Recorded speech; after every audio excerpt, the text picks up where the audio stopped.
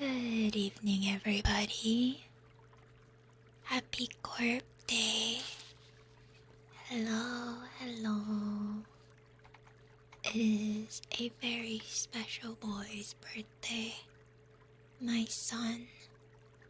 And I guess in his honor, we're reading Pinocchio. I'm not sure how that works, but it's fine. Hello, Zeka. Hello, Dr. Qwerty. Hello, Ash and the Freeze.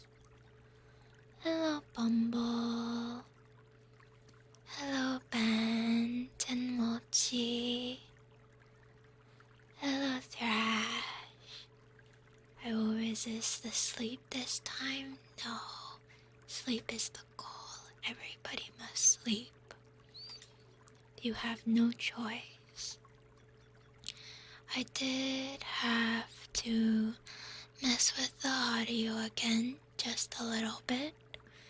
Because it seems like there's a little bit of extra noise today. But now that I start stream, it seems like it's fine, so maybe I'll change it back. Hello, Orpheus. Give me just a second. Turn that up. There we go. And then this is good. And let's see. Should be about alright. Can turn that down a little bit, I think. Hello, King. Welcome, welcome. Okay. Hopefully that's alright and you guys don't hear too much of the white noise. I'll turn it back up just a tad. Nikki. I don't know why you're gonna cry if you don't wanna eat. Okay.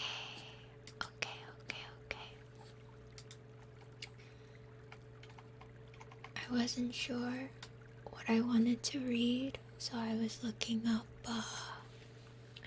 public domain books. I forgot that Pinocchio was public domain, and we haven't read that one yet, so we will do that tonight, I think. I did not realize it was quite so long. It is apparently 36 chapters, so I don't know if we'll get through it all today, but we shall see. Okay, 1 second. The Adventures of Pinocchio by C. Collodi. I'm probably mispronouncing that, I'm very sorry. Scroll down. Okay. Chapter 1. How it happened that Mastro Cherry, carpenter, found a piece of wood that wept and laughed like a child. Centuries ago there lived a king, my little readers will say immediately. No, children, you are mistaken. Once upon a time, there was a piece of wood. It was not an expensive piece of wood, far from it. Just a common block of wood, one of those thick solid logs that are put on the fire in winter to make cold rooms cozy and warm. I do not know how this really happened, yet the fact remains that one fine day this piece of wood found itself in the shop of an old carpenter. His real name was Mastro Antonio, but everyone called him Mastro Cherry, for the tip of his nose was so round and red and shiny. that it looked like a ripe cherry. Hello, jackfruit. As soon as he saw that piece of wood, Master Cherry was filled with joy. Rubbing his hands together happily, he mumbled half to himself, "This has come in the nick of time. I shall use it to make the leg of a table." 1 second. Why does my cord cut a little bit? Hello, Harbinger. Are you being awesome again? We are reading Pinnocchio. So if that means being awesome, then yeah, sure. He grasped the hatchet quickly to peel off the bark and shape the wood, but as he was about to give it the first blow, he stood still with arm uplifted, for he had heard a wee little voice say in a beseeching tone, "Please be careful. Do not hit me so hard." Mar, Akechi. Yeah, it's his birthday today. Happy birthday to the sun. What a look of surprise shone on Master Cherry's face. His funny face became still funnier. He turned frightened eyes about the room to find out where that wee little voice had come from, and he saw no one. He looked under the bench. No one. He peeped inside the closet. No one. He searched among the shavings. No one. He opened the door to look up and down the street, and still no one. "Oh, I see," he then said, laughing and scratching his wig. "It can easily be seen that I only thought I heard the tiny voice say the words. Well, well, to work once more." He struck a most solemn blow upon the piece of wood. "Oh, oh, you heard," cried the same far-away little voice. Master Cherry grew dumb. His eyes popped out of his head. His mouth opened wide, and his tongue hung down on his chin. As soon as he regained the use of his senses, he said, trembling and stuttering from fright, "Where did that voice come from, when there is no one around? Might it be that this piece of wood has learned to weep and cry like a child? I can hardly believe it. Here it is, a piece of common firewood, good only to burn on the stove, the same as any other. Yet might someone be hidden in it? If so, the worse for him. I'll fix him." This has to be the most blurred ASMRs I've seen in a while. Is it supposed to be blurred? I mean, it's just Pinocchio. With these words, he grabbed the log with both hands and started to knock it about unmercifully. He threw it to the floor, against the walls of the room, and even up to the ceiling. "Sir, that is your future son." He listened for the tiny voice to moan and cry. He waited 2 minutes, nothing. 5 minutes, nothing. 10 minutes, nothing. Oh, I see, he said, trying bravely to laugh and ruffling up his wig with his hand. It can easily be seen. I only imagined I heard the tiny voice. Well, well, to work once more.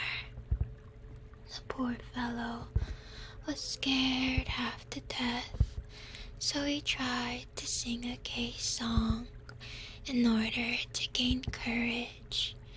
He set aside the hatchet and picked up the plane of wood, the plane to make the wood smooth and even.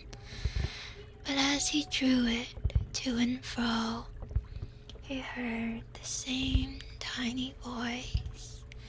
This time it giggled as it spoke. Stop it. Oh, stop it. You tickle my stomach.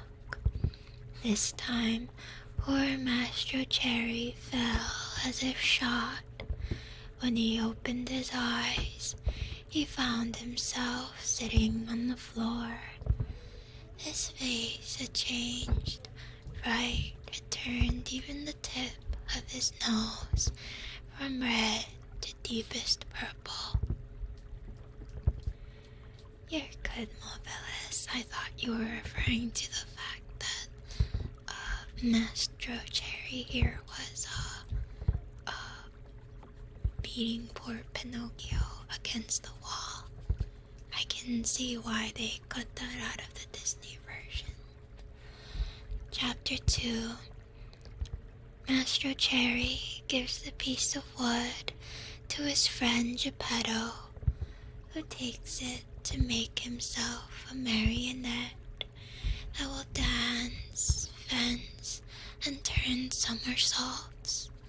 In that very instant, a loud knock is sounded on the door. Come in, said the carpenter, not having an atom of strength left with which to stand up. At the words, the door opened, and a dapper little old man came in. His name was Geppetto, but to the boys of the neighborhood he was Polendina, on account of the wig he always wore, which was just the color of yellow corn. Pinocchio is kind of gaslighting the dude. I mean, he is beating him, so I feel like any payback or whatnot he does in return is perfectly okay, probably. He's in a lot of pain. I understand why he wouldn't be able to properly explain the situation. Geppetto had a very bad temper. Woe to the one who called him Polendina. He became as wild as a beast, and no one could soothe him. Hello, Quill, and hello, Be Just. A wooden boy, that's right. A real boy. Good day, Mastro Antonio, said Geppetto. What are you doing on the floor? I am teaching the ants their A, B, C's. Good luck to you. What brought you here, friend Geppetto? Hello, Icy. And hello, Vionite. Is this the horror version of Pinocchio? I certainly hope not. It is the public domain version. Time will tell if it is a horror novel. Hello, Connor. Welcome, welcome. What brought you here, friend Geppetto? My legs. And it may flatter you to know, Mastro Antonio, that I have come to you to beg for a favor. Here I am, at your service, answered the carpenter, raising himself onto his knees. Excuse you, Nicky. This morning a fine idea came to me. Let's hear it. I thought of making myself a beautiful wooden marionette. It must be wonderful. One that will be able to dance, fence, and turn somersaults. Hello, Mayu. I am good, thank you. Hello, Toa. This is an ASMR stream, and so we speak very softly. Hello, Raz. Welcome, welcome. Where was I? With it, I intend to go around the world to earn my crust of bread and cup of wine. What do you think of it? Bravo, Polentina, cried the same tiny voice which came from no one knew where. On hearing himself called Polendina, Mastro Geppetto turned the color of a red pepper and, facing the carpenter, said to him angrily, "Why do you insult me?" "Who is insulting you? You called me Polendina. I did not. I suppose you think I did? Yet I know it was you." "No. Yes. No. Yes." And growing angrier each moment, they went from words to blows, and finally began to scratch and bite and slap each other. I love how it's not like a fist fight. It's they're just like smacking each other a little bit. Hello, Alexis. Welcome, welcome. When the fight was over, Mastro Antonio had Geppetto's yellow wig in his hands, and Geppetto found the carpenter's curly wig in his mouth. "Give me back my wig," shouted Mastro Antonio in a surly voice. "You return mine, and we'll be friends." Fight scene already? I know, it's so violent. The two little old men, each with his own wig back on his own head, shook hands and swore to be good friends for the rest of their lives. Dang, is that how it works? You just get into a little cat fight with somebody and that's how you become best buds. "Well then, Mastro Geppetto," said the carpenter, to show he bore him no ill will, "what is it you want?" "I want a piece of wood to make a marionette. Will you give it to me?"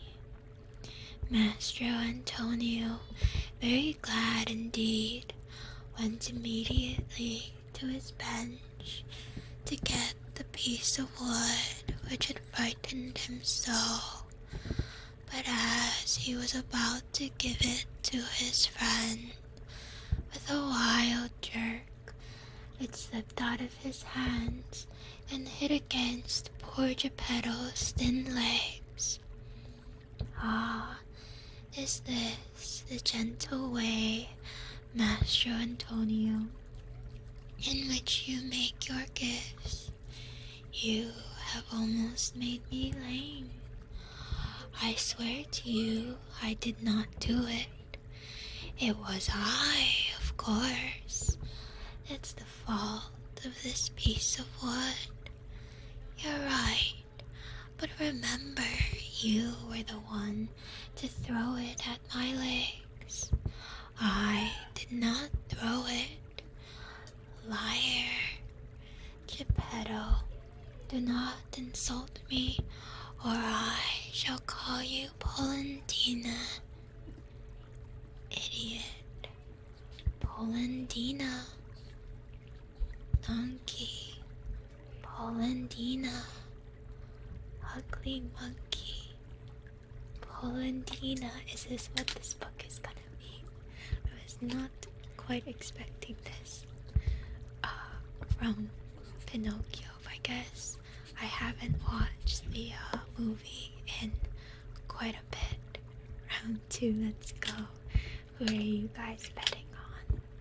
I mean, Geppetto was once a little cricket, so you know.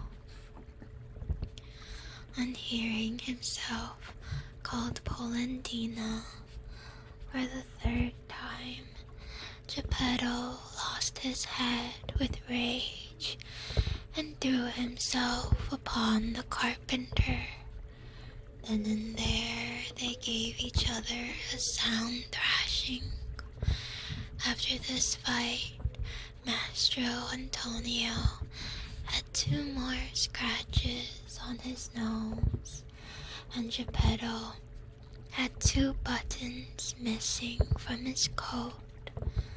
Thus, having settled their accounts, they shook hands and swore to be good friends for the rest of their lives. Then Geppetto took the fine piece of wood, thanked Master Antonio, and limped away toward home. Okay, I feel like you told me there was a certain name I was supposed to call you by. If there was, I have already forgotten it. This is just the setup for when you wish upon a star, I'm sure. You're absolutely right. This time for sure they're gonna be great, excellent friends. Let me mute myself for 1 second and drink some water. 1 moment.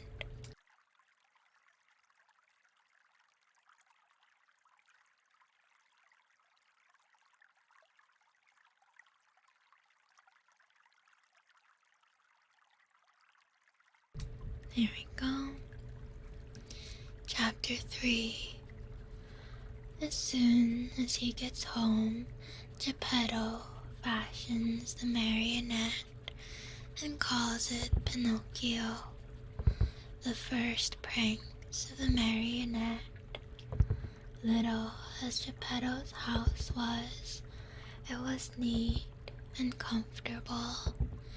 It was a small room on the ground floor with a tiny window under the stairway. The furniture could not have been much simpler. A very old chair, a rickety old bed, and a tumble-down table. A fireplace full of burning logs was painted on the wall opposite the door. Over the fire there was painted a pot full of something which kept boiling happily away and setting up clouds of what looked like real steam. As soon as he reached home, Geppetto took his tools and began to cut and shape the wood into a marionette.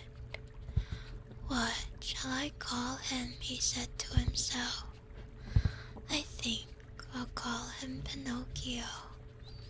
This name will make his fortune. I knew a whole family of Pinocchii once. Pinocchii, Pinocchii. Pinocchio the father, Pinocchio the mother, and Pinocchio the children. And they were all lucky. The richest of them begged for his living.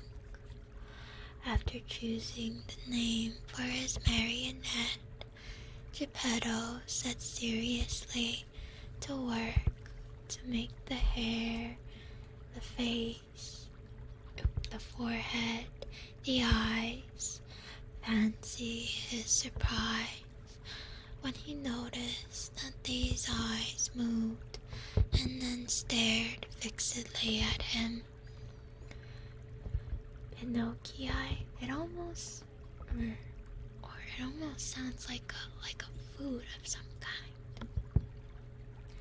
Geppetto, seeing this, felt insulted and said in a grieved tone, "Ugly wooden eyes, why do you stare so?" There was no answer. After the eyes,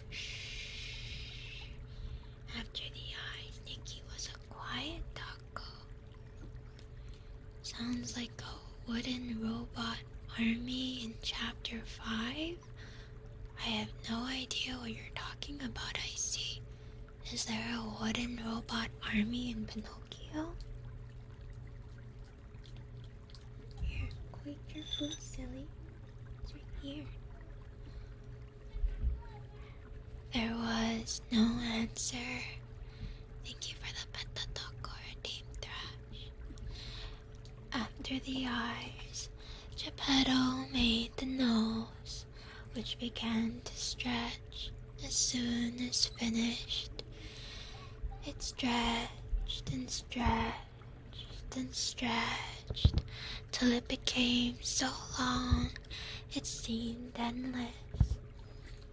Poor Geppetto kept cutting it and cutting it, but the more he cut, the longer grew that impertinent nose. In despair, he let it alone. Next, he made the mouth. No sooner was it finished than it began to laugh and poke fun at him.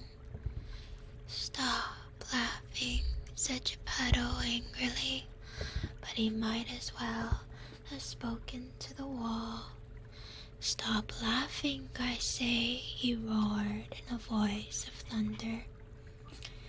The mouth stopped laughing, but it stuck out a long tongue. Not wishing to start an argument, Geppetto made believe he saw nothing and went on with his work. After the mouth, he made the chin, then the neck, the shoulders, the stomach, the arms, and the hands. As he was about to put the last touches on the fingertips, Geppetto felt his wig being pulled off. After the mouth, he made the chin. He glanced up, and what did he see? His yellow wig was in the marionette's hand. "Pinocchio, give me my wig." But instead of giving it back, Pinocchio put it on his own head, which was half swallowed up in it. At that unexpected trick, Geppetto became very sad and downcast, more so than he had ever been before. "Pinocchio, you wicked boy," he cried out. "You are not yet finished, and you start out by being impudent to your poor old father. Very bad, my son, very bad." And he wiped away a tear. "Oh, Geppetto is the dad. I see, got it.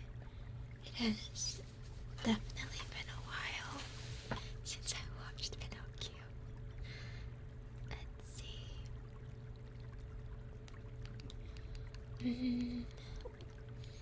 The legs and feet still had to be made. Listen, it is a mistake anyone could make. Where is... I can just do these two. There we go. Go eat your food, Nikki. You silly dog. Over here.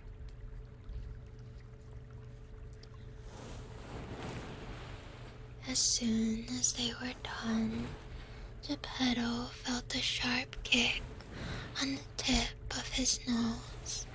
I deserve it, he said to himself. As soon... Dang it.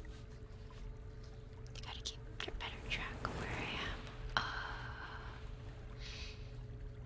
I should have thought of this before I made him.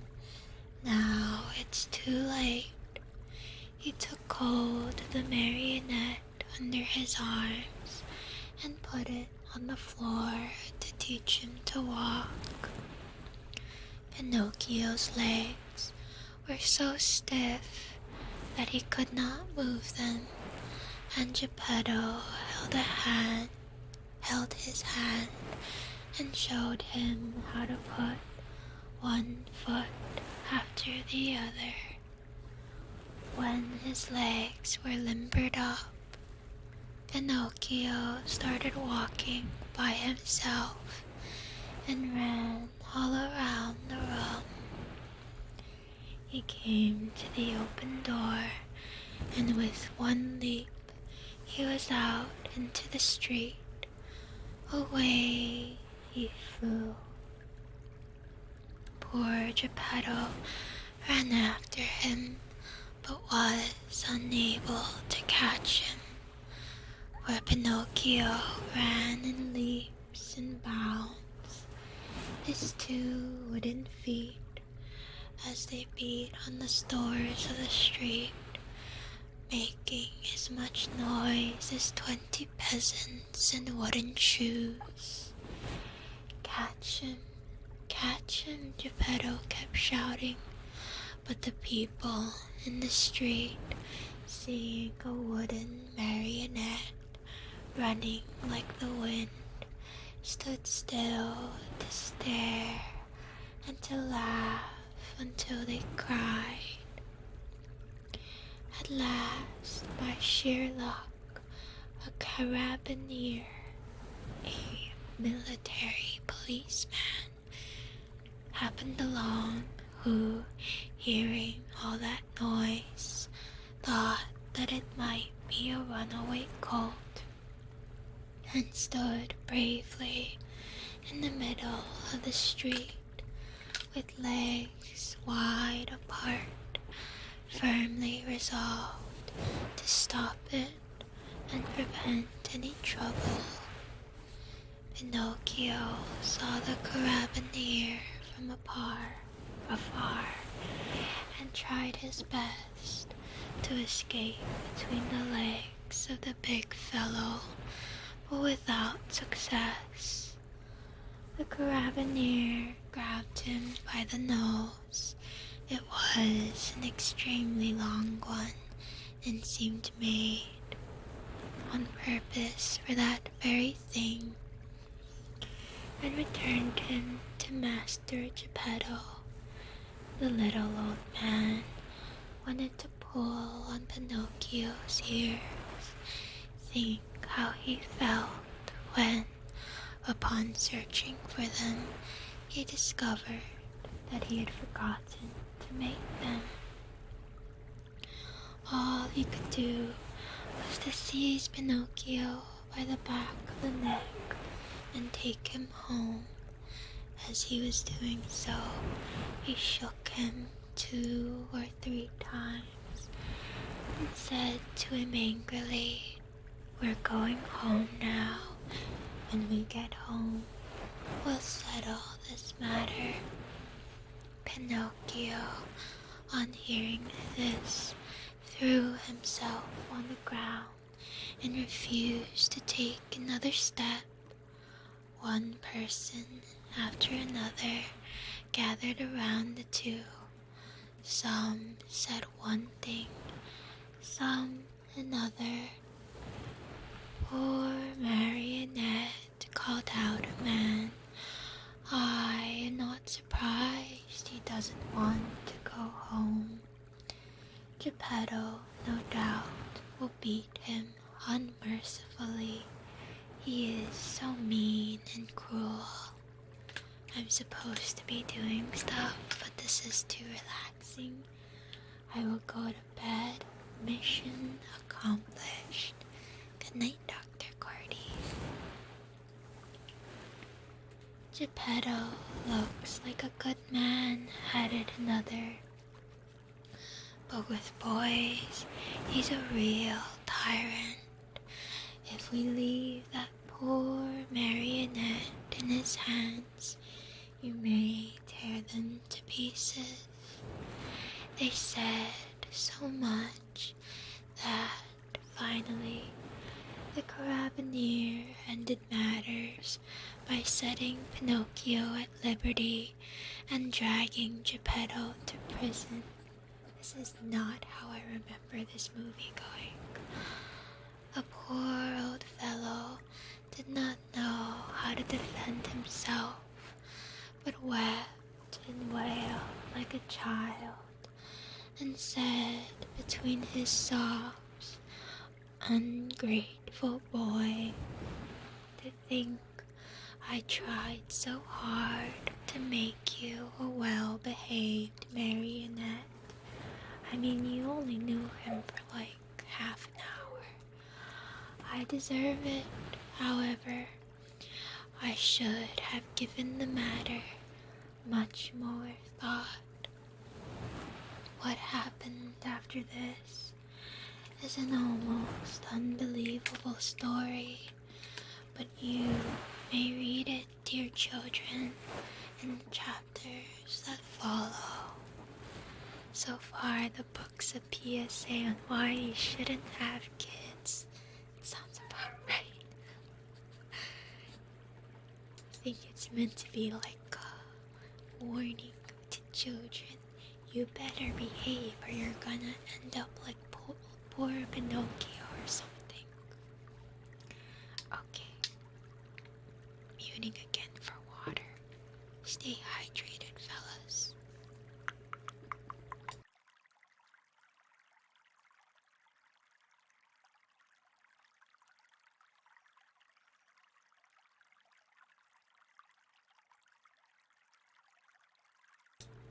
There we go. Okay. The story of Pinocchio and the talking cricket, in which one sees that bad children do not like to be corrected by those who know more than they do. Chapter 4. Very little time did it take to get poor old Geppetto to prison. In the meantime, that rascal Pinocchio, free now from the clutches of the Carabinier, was running wildly across fields and meadows, taking one shortcut after another toward home. In his wild flight, he leaped over brambles and bushes, and across brooks and ponds, as if he were a goat or a hare chased by hounds. On reaching home, he found the house door half open. He slipped into the room, locked the door, and threw himself on the floor, happy at his escape. But his happiness lasted only a short time, for just then he heard someone saying, "Crick, crick, crick."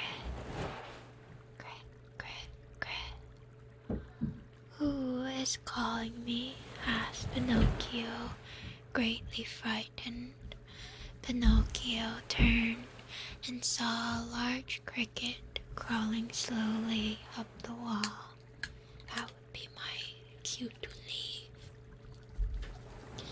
"Tell me, cricket, who are you?" "I am the talking cricket, and I have been living in this room for more than 100 years. That would definitely be my cue to leave. Today, however, this room is mine," said the marionette. "And if you wish to do me a favor, get out now and don't turn around even once."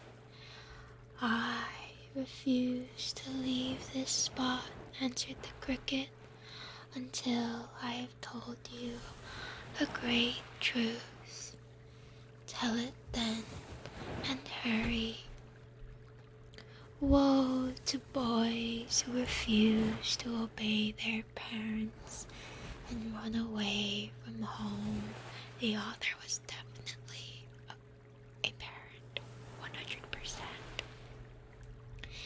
They will never be happy in this world, and when they are older, they will be very sorry for it.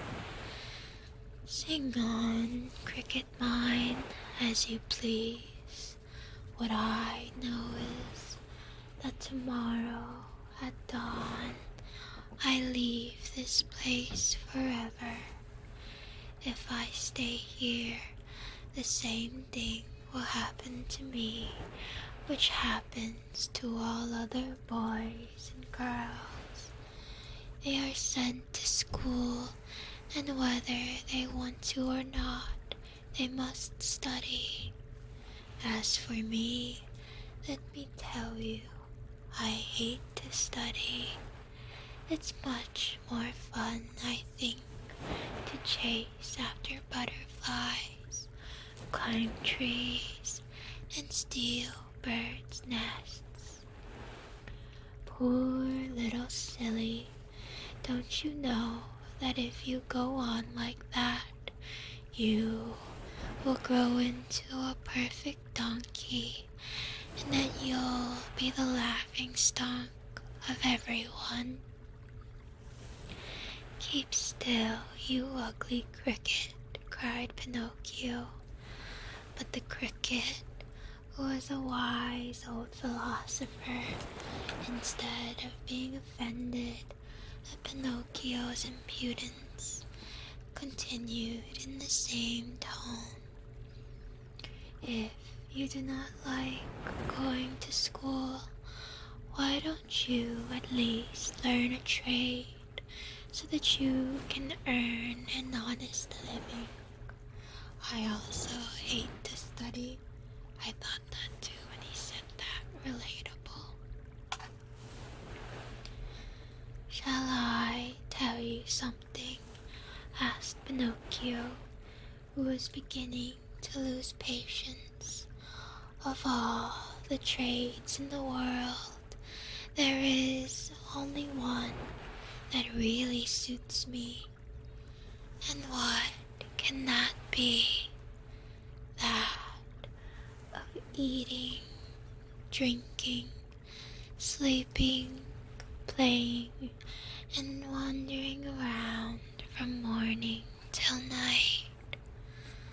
Let me tell you for your own good, Pinocchio," said the talking cricket in his calm voice, "that those that follow that trade always end up in the hospital or in prison. Careful, ugly cricket.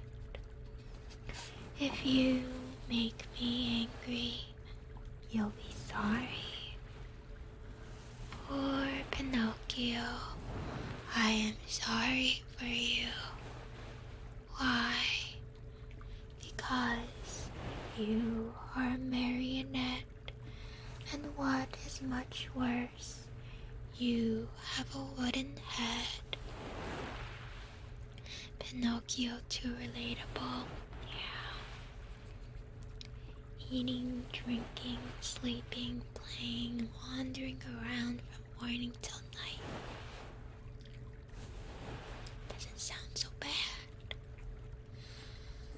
At these last words, Pinocchio jumped up in a fury, took a hammer from a bench, and threw it with all his strength at the talking cricket. Perhaps he did not think he would strike it, but sad to relate, my dear children, he did hit the cricket straight on its head with a last weak cry, cry, cry, crick, crick, crick, crick, crick, crick, rather. The poor cricket fell from the wall, dead. Wow. I feel like I watched a completely different movie all those years ago. Hello, Corky. Welcome, welcome. Chapter 5. First one guy starts beating Pinocchio, and then Pinocchio commits murder. I don't know where this story is going. Oisho. You almost finished your food, Nikki. Yeah? Oh God, yeah. These children's stories, man. Pinocchio is hungry and looks for an egg to cook himself an omelet, but to his surprise, the omelet flies out of the window. Maybe Pinocchio is going to jail. The cricket was right. I know. That cricket was a scholar. Disney really missed out on that, right? The live action of this book is more faithful. There was a live action before all of the live actions they're releasing this year. There's like 4 of them, right? There's the Father, when can I leave to be on my own? And then there's the Disney one, and then there's the one by Guillermo del Toro. Is that how you pronounce his name? I'm so sorry, sir. And I think there's actually a 4th one too. It's an old movie. Oh, I see. Well, time will tell if how the new ones live up to it. I almost want to watch that the Mimi one, but I'm kind of scared. There's a game coming out about Pinocchio too. I see. Disney making another Pinocchio movie, that's right. The trailer just came out. It is a live action because they wanted to compete with the with Del Toro's one is the rumor. Yeah, that is what I have heard, Thrash.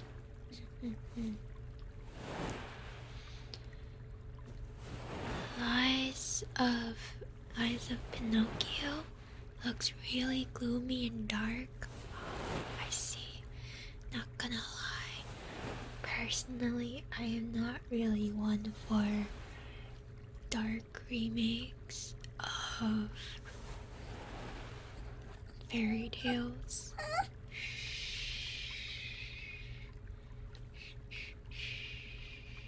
Here you go, Nikki. Where was I?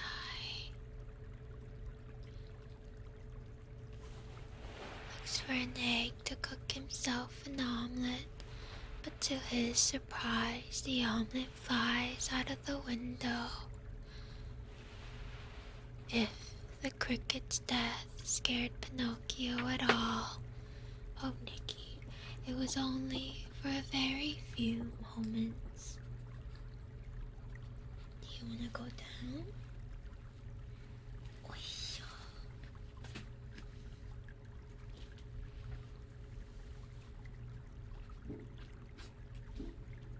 There you go.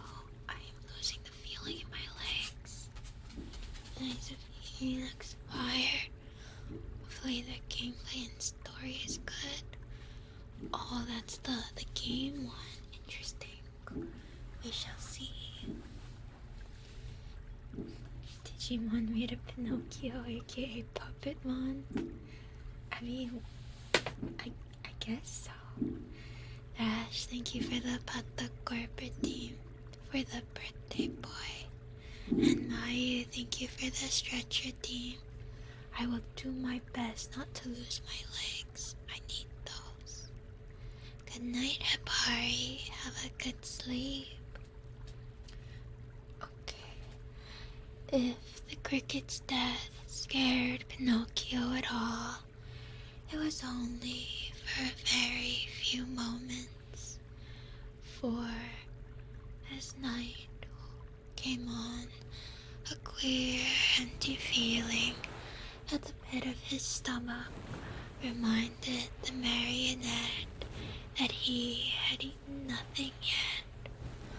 A boy's appetite grows very fast, and in a few moments, the queer, empty feeling had become hunger, and the hunger grew bigger and bigger until soon he was as ravenous as a bear. Poor Pinocchio ran to the fireplace where the pot was boiling and stretched out his hand to take the cover off. But to his amazement, the pot was only painted. Think how he felt. His long nose became at least 2 inches longer. He ran about the room, dug in all the boxes and drawers, and even looked under the bed in search of a piece of bread, hard though it might be, or a cookie, or perhaps a bit of fish. A bone left by a dog would have tasted good to him, but he found nothing. And meanwhile, his hunger grew and grew. The only relief poor Pinocchio had was to yawn, and he certainly did yawn. Such a big yawn that his mouth stretched out to the tips of his ears. Soon he became dizzy and faint. He wept and wailed to himself. The talking cricket was right. It was wrong of me to disobey Father and to run away from home. If he were here now, I wouldn't be so hungry. Oh, how horrible it is to be hungry. Suddenly, he saw among the sweepings in the corner something round and white that looked very much like a hen's egg. In a jiffy, he pounced upon it. It was an egg. The marionette's joy knew no bounds. It is impossible to describe it. You must picture it to yourself. Certain that he was dreaming, he turned the egg over and over in his hands, fondled it, kissed it, and talked to it. And now, how shall I cook you? Shall I make you into an omelet? No, it is better to fry you in a pan. Or shall I drink you? No, the best way is to fry you in a pan. You will taste better. No sooner said than done. He placed a little pan over a foot warmer full of hot coals. In the pan, instead of oil or butter, he poured a little water. As soon as the water started to boil, he broke the eggshell. But in place of the white and the yolk of the egg, a little yellow chick, fluffy and gay and smiling, escaped from it.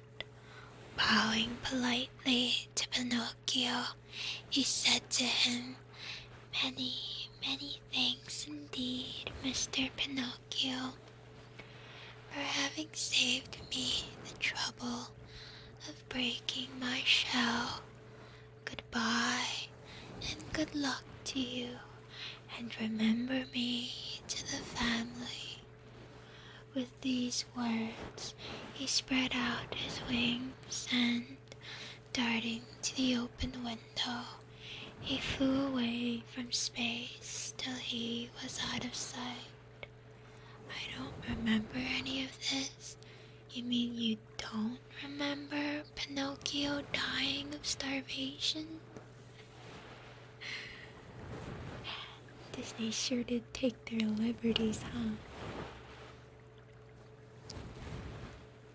The poor marionette stood as if turned to stone, with wide eyes, open mouth, and the empty halves of the eggshell in his hand. When he came to himself, he began to cry and shriek at the top of his lungs, stamping his feet on the ground and wailing all the while, "Hello, Mouse and Collie. Thank you for the follow. Please make yourself at home." Little Chicken was kind of a sir, though. Like a good person. He seemed like a good little dude. The talking cricket was right. If I had not run away from home, and if Father were here now, I should not be dying of hunger. Oh, how horrible it is to be hungry. And as his stomach kept grumbling more than ever, and he had nothing to quiet it with, he thought of going out for a walk to the nearby village in the hope of finding some charitable person who might give him a bit of bread. Hello, Centenniality. Cruel? I don't know what that means. He came out of that egg with more manners than a lot of people I know. You have a point. Alright, chapter 6, and that means I take another water break. Hydrating a lot today. Good for us. Self-care.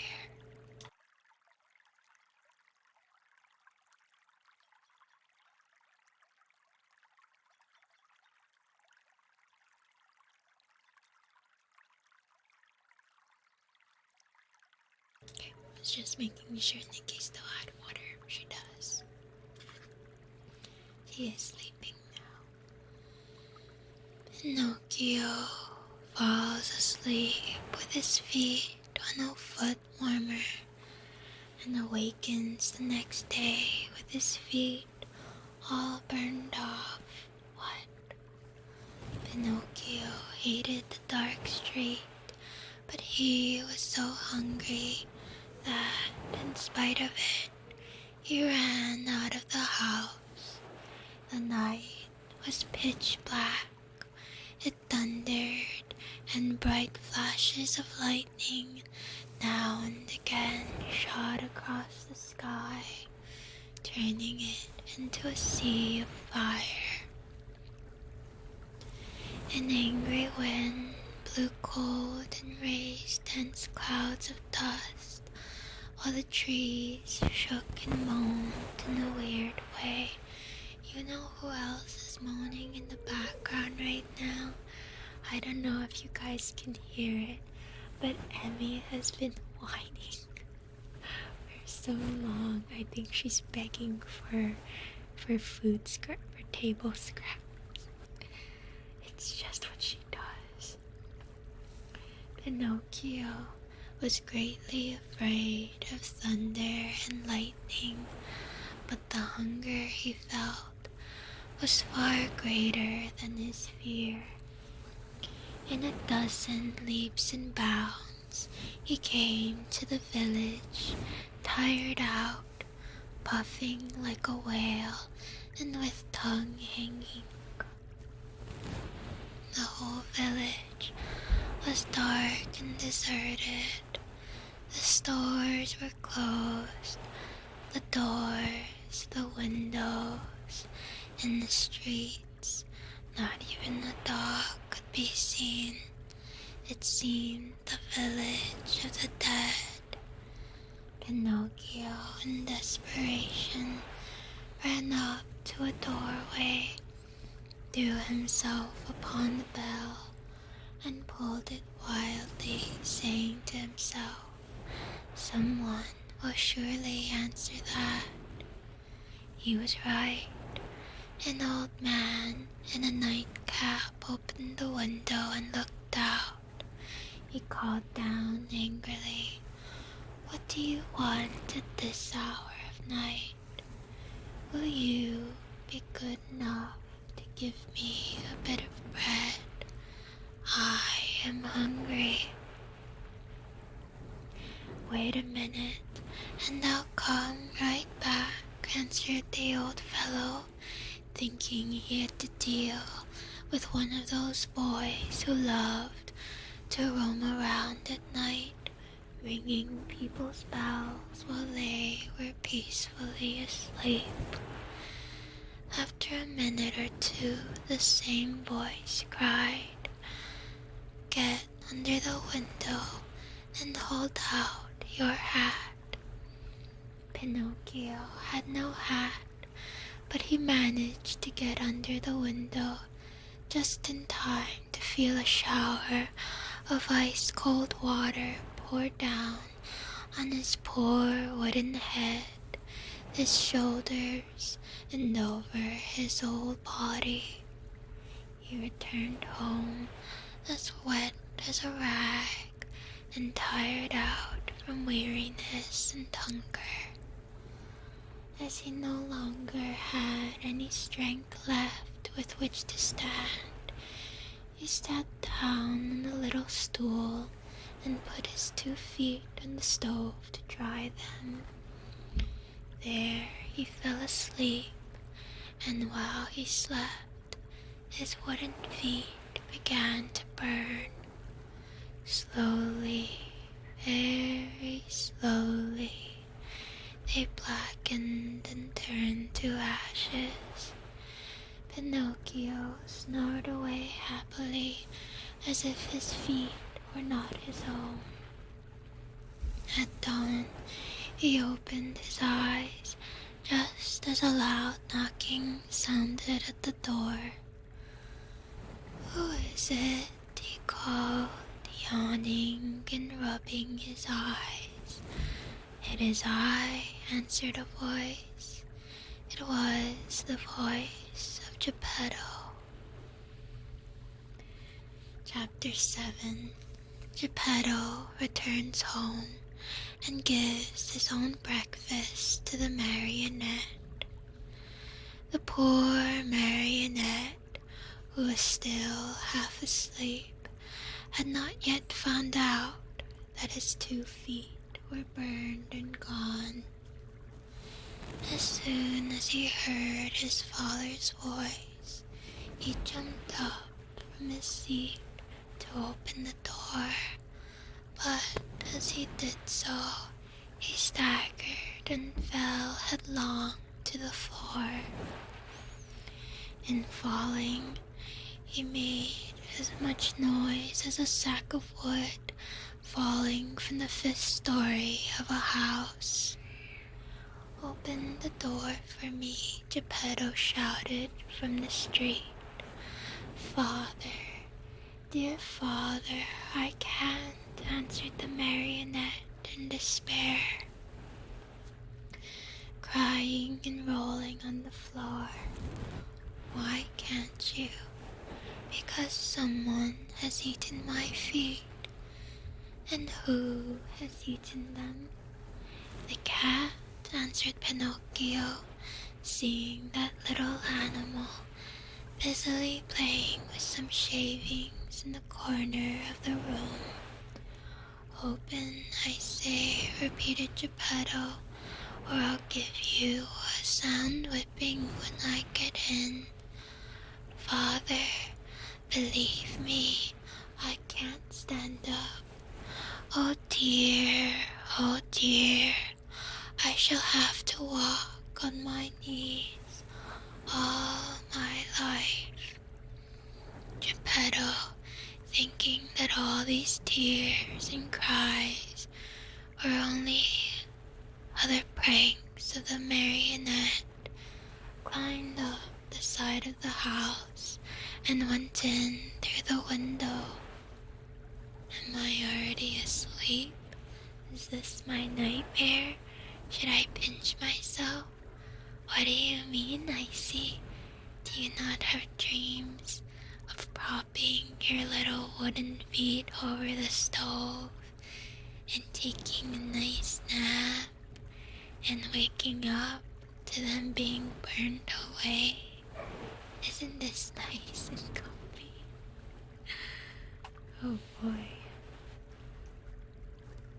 At first, he was very angry, thinking, but on seeing Pinocchio stretched out on the floor and really without feet, he felt very sad and sorrowful. "Hello, Naru, welcome." Picking him up from the floor, he fondled and caressed him, talking to him while the tears ran down his cheeks. "My little Pinocchio, my dear little Pinocchio, how did you burn your feet?" "I don't know, Father, but believe me, the night has been a terrible one, and I shall remember it as long as I live." Violence in this book. I never knew Tarantino wrote this. Tarantino. I feel like that's a name I should know. It definitely sounds familiar. Probably. The thunder was so noisy and the lightning so bright, and I was hungry. And then the talking cricket said to me, "You deserve it. You were bad." And I said to him, "Careful, cricket." And he said to me, "You are a marionette, and you have a wooden head." And I threw the hammer at him and killed him. It was his own fault, for I didn't want to kill him. And I put the pan on the coals, but the chick flew away and said, "I'll see you again. Remember me to the family."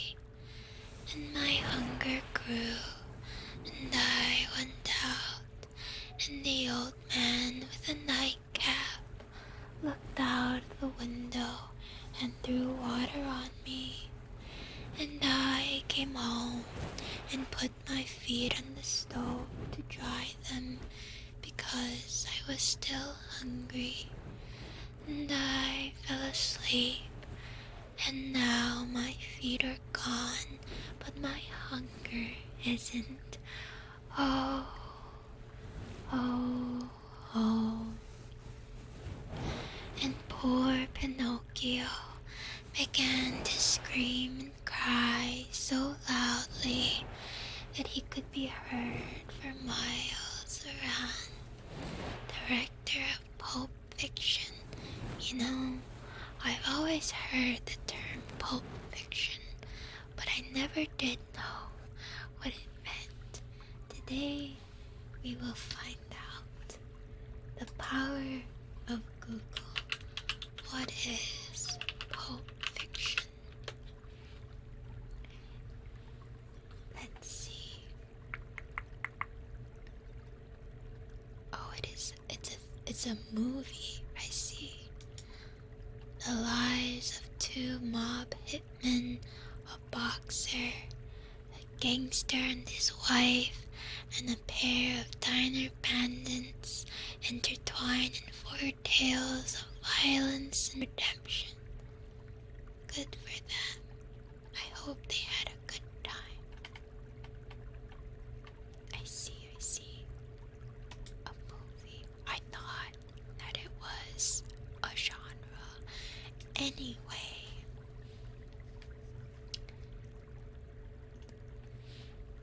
Geppetto, who had understood nothing of all that jumbled talk, except that the marionette was hungry, felt sorry for him, and pulling 3 pears out of his pocket, offered them to him, saying, "These 3 pears were for my breakfast, but I give them to you gladly.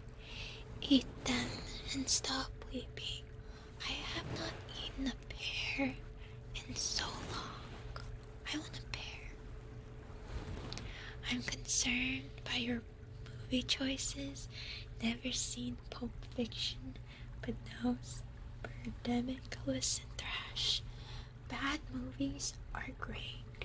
Good movies are boring.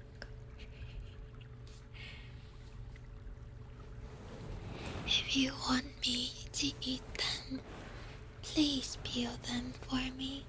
This kid is still being this picky after he is starving to death. Peel them, asked Geppetto, very much surprised. I should never have thought, dear boy of mine, that you were so dainty and fussy about your food. Bad, very bad. Even as children, we must accustom ourselves to eat of everything, for we never know what life may hold in store for us. You may be right, answered Pinocchio, but I will not eat the pears if they are not peeled. I don't like them. Then good old Geppetto took out a knife, peeled the 3 pears, and put the skins in a row on a table. Pinocchio ate 1 pear in a twinkling and started to throw the core away, but Geppetto held his arms. "Oh no, don't throw it away. Everything in this world may be of some use, but the core I will not eat," cried Pinocchio in an angry tone. "Who knows?" repeated Geppetto calmly. And later, the 3 cores were placed on the table next to the skins. Pinocchio had eaten the 3 pears, or rather devoured them. Then he yawned deeply and wailed, "I'm still hungry, but I have no more to give you. Really? Nothing? Nothing? I have only these 3 cores and these skins. Very well then. If there is nothing else, then I'll eat them. At first he made a wry face, but one after another, the skins and the cores disappeared. Ah, now I feel fine, he said, after eating the last one. You see, observed Geppetto, that I was right when I told you that one must not be too fussy and too dainty about food. My dear, we never know what life may have in store for us. How the heck did he eat 3 whole pears? Oh my god, I can barely eat like a full apple. Usually I have to save some of it. Chapter 8. Water time.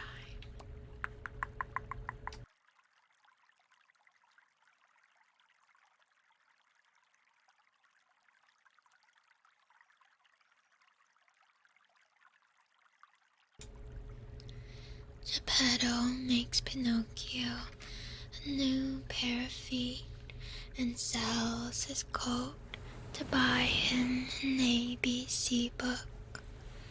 The marionette, as soon as his hunger was appeased, started to grumble and cry that he wanted a new pair of feet. But Master Geppetto, in order to punish him for his mischief, let him alone for the whole morning. After dinner, he said to him, "Why should I make your feet over again to see you run away from home once more?" "I promise you," answered the marionette, sobbing, "that from now on I'll be good." "Boys always promise that when they want something," said Geppetto. I stared directly into Mr. Nephew's eyes. "I promise to go to school every day, to study and to succeed." Boys always sing that song when they want their own will. But I am not like other boys. I am better than all of them, and I always tell the truth. I promise you, Father, that I'll learn a trade, and I'll be the comfort and staff of your old age. Haven't we heard that 1,000 times? Oh no, Auntie Jen, I promise I will be good. Please just give me the soda. Please just give me the snacks. Please let me go out to play with my friends at nighttime. Please let me ride the motorcycle every day. Every day. Geppetto, though trying to look very stern, felt his eyes fill with tears and his heart soften when he saw Pinocchio so unhappy. He said no more, but taking his tools and 2 pieces of wood, he set to work diligently. Now the tables have turned and he has a bad haircut. After that haircut, I think he deserves some soda though. That boy drinks way too much soda for a boy to drink. When I was his age, I was not allowed to drink soda until I was in high school. He is a child. What kind of unjustness is this? Insanity. The privilege, I tell you.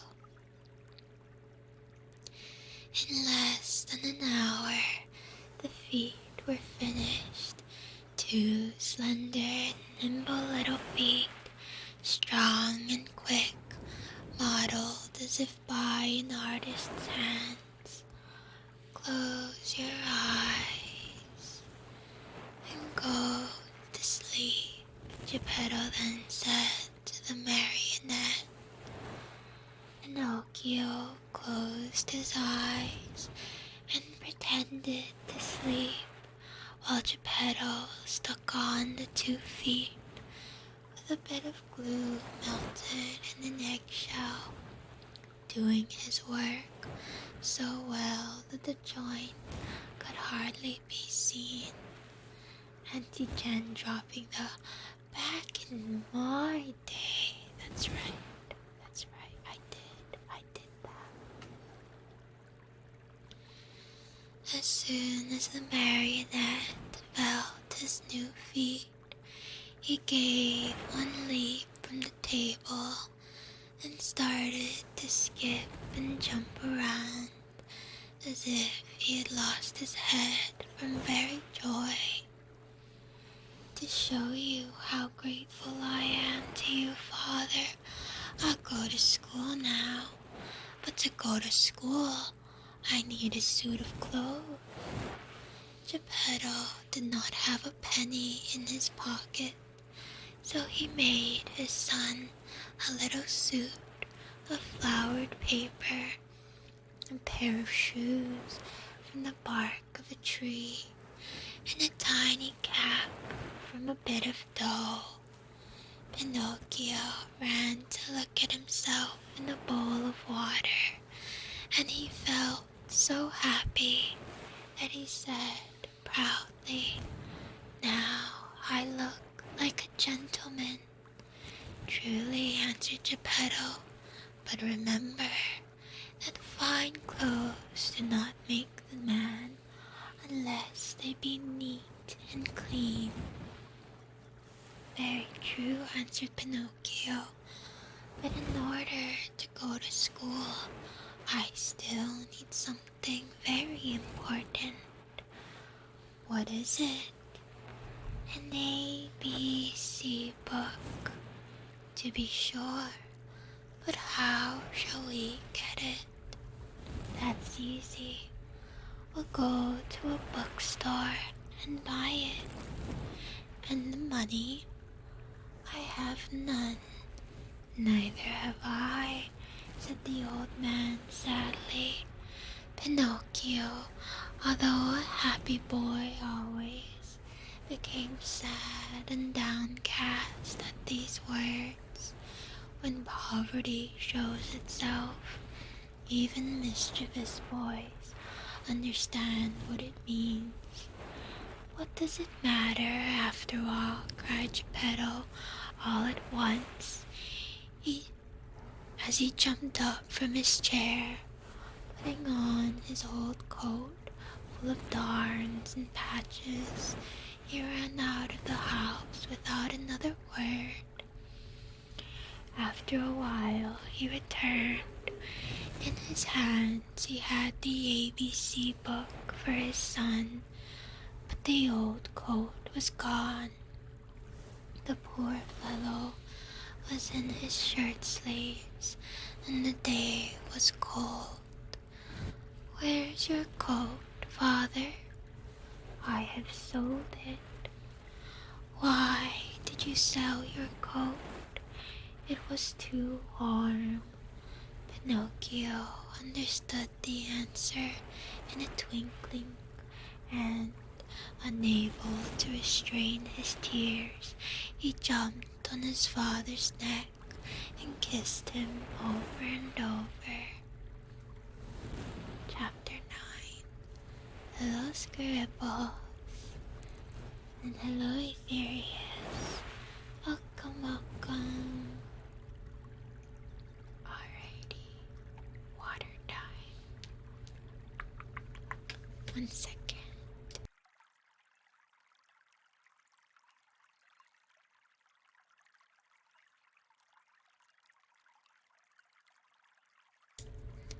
Okay. Chapter 9. Pinocchio sells his ABC book to pay his way into the marionette theater. Oh boy. Thank you for the comfort, Thrash. I will sit up straight and stretch to the left and to the right and drink some water again. 1 second.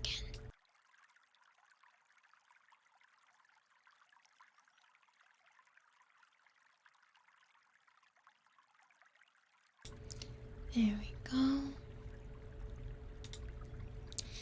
See Pinocchio hurrying off to school with his new ABC book under his arm. As he walked, his brain was busy planning hundreds of wonderful things, building hundreds of castles in the air. Talking to himself, he said, "In school today, I'll learn to read, tomorrow to write, and the day after tomorrow, I'll do arithmetic. Then, clever as I am, I can earn a lot of money. With the very first pennies I make, I'll buy Father a new cloth coat. Cloth, did I say? No, it shall be of gold and silver, with diamond buttons. That poor man certainly deserves it, for after all, isn't he in his shirt sleeves because he was good enough to buy a book for me? On this cold day, too. Fathers are indeed good to their children." The chapter names are spoiling the book. I'm not sure if it's a chapter name. It's formatted like it's just part of the story. I'll probably just start skipping them so we don't get spoiled. Headphones don't want to stay in. Oh, that sucks, Freaklings. I hope that your headphones behave soon. Always feels bad when they are not sitting nice and comfy. As he talked to himself, he thought he heard sounds of pipes and drums coming from a distance. Beep, beep, beep, beep, beep, beep. Zum, zum, zum, zum. He stopped to listen. The sounds came from a little street that led to a small village along the shores. Have a boxing match with your headphones? Good luck to you, Weaklings. What can that noise be? What a nuisance that I have to go to school. Otherwise... There he stopped, very much puzzled. He felt he had to make up his mind for either one thing or another. Should he go to school, or should he follow the pipes? Today I'll follow the pipes, and tomorrow I'll go to school. There's always plenty of time to go to school, decided the little rascal at last, shrugging his shoulders. No sooner than done, he started down the street, going like the wind. On he ran, and louder grew the sounds of the pipe and drum. Beep, beep, beep, beep, beep, beep, beep, beep, beep. Zum, zum, zum, zum. Suddenly he found himself in a large square full of people standing in front of a little wooden building painted in brilliant colors. "What is that house?" Pinocchio asked a little boy near him. Read the sign and you'll know. I'd like to read, but somehow I can't today. Oh, really? Then I'll read it to you. Know then that written in letters of fire, I see the words, Great Marionette Theater. Gargle, thank you for the follow. Please make yourself at home. Maka maka. When did the show start? It is starting now. And how much does one pay to get in? 4 pennies. Happy belated birthday to the Corp. Thank you, Stubbs. It is actually still his birthday here, so happy birthday, little Corp. I give him a pat. Pinocchio, who was wild with curiosity to know what was going on inside, lost all his pride and said to the boy shamelessly, Will you give me 4 pennies until tomorrow? I'll give them to you gladly, answered the other, poking fun at him. But just now I can't give them to you.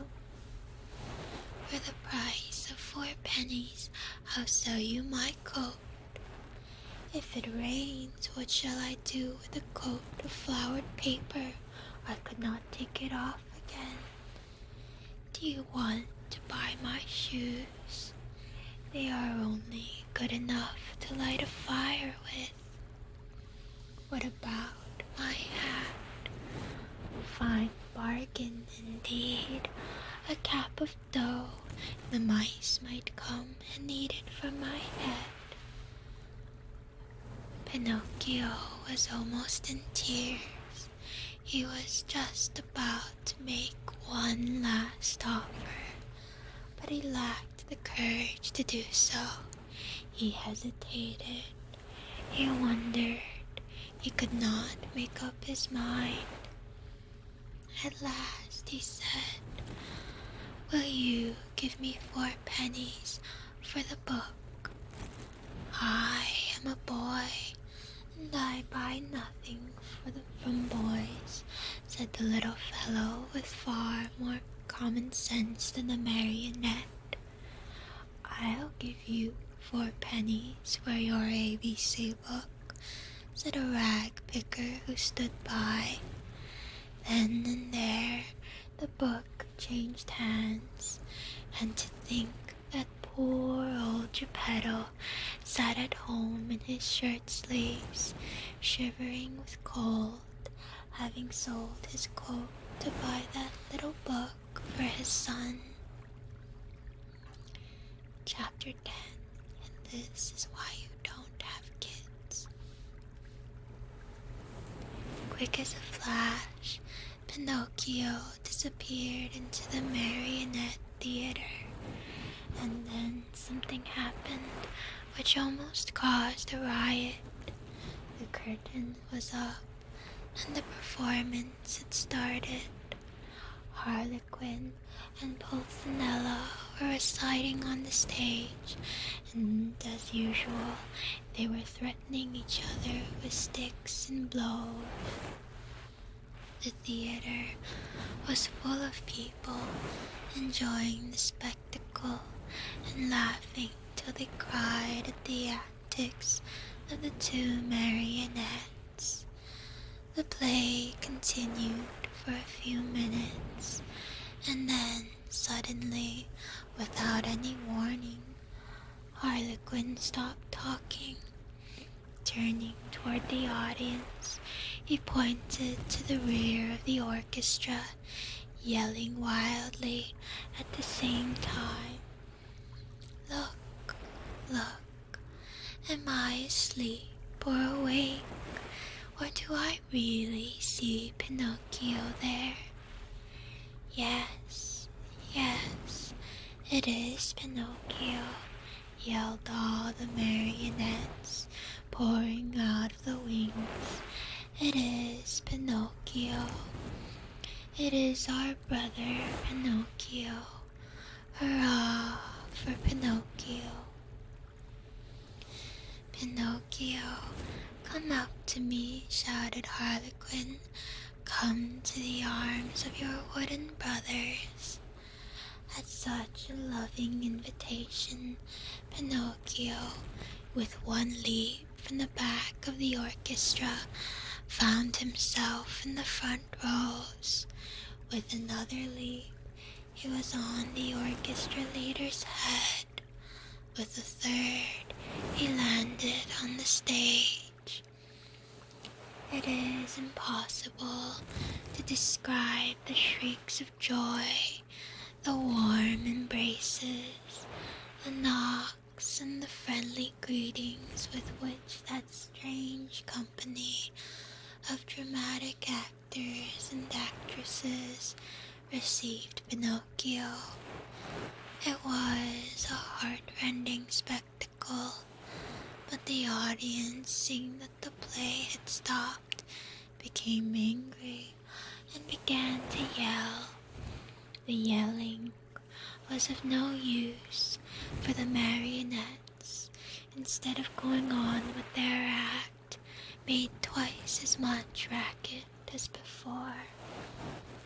And lifting up Pinocchio on their shoulders, carried him around the stage in triumph.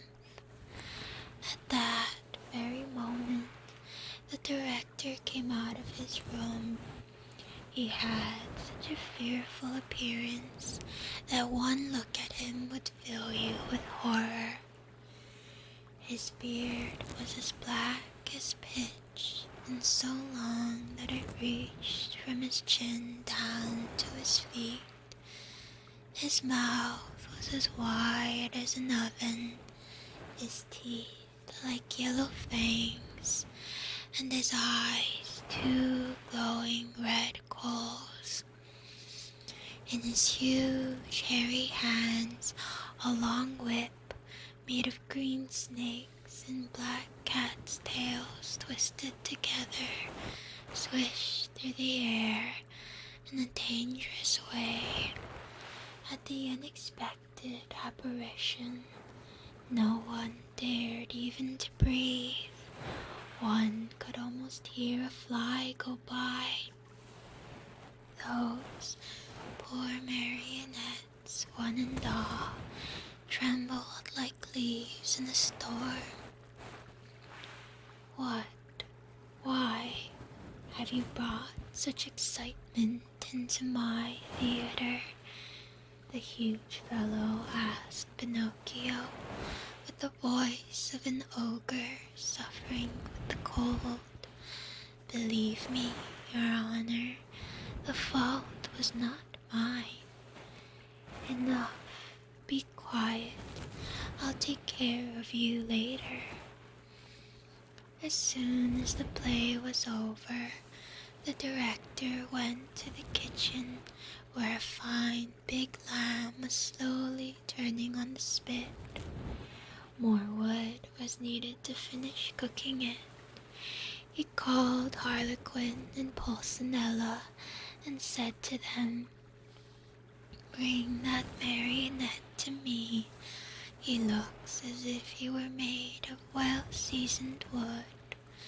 He'll make for a fine fire for this spit." Harlequin and Pulcinella hesitated a bit. Then, frightened by a look from their master, they left the kitchen to obey him. A few minutes later, they returned carrying poor Pinocchio, who was wriggling and squirming like an eel and crying pitifully, "Father, save me. I don't want to die. I don't want to die." Does ASMR not have a code of ethics? What do you mean it's not me who's putting Pinocchio to the fire? It's the mean director man. I'm just reading the story. Chapter 11, Water Break.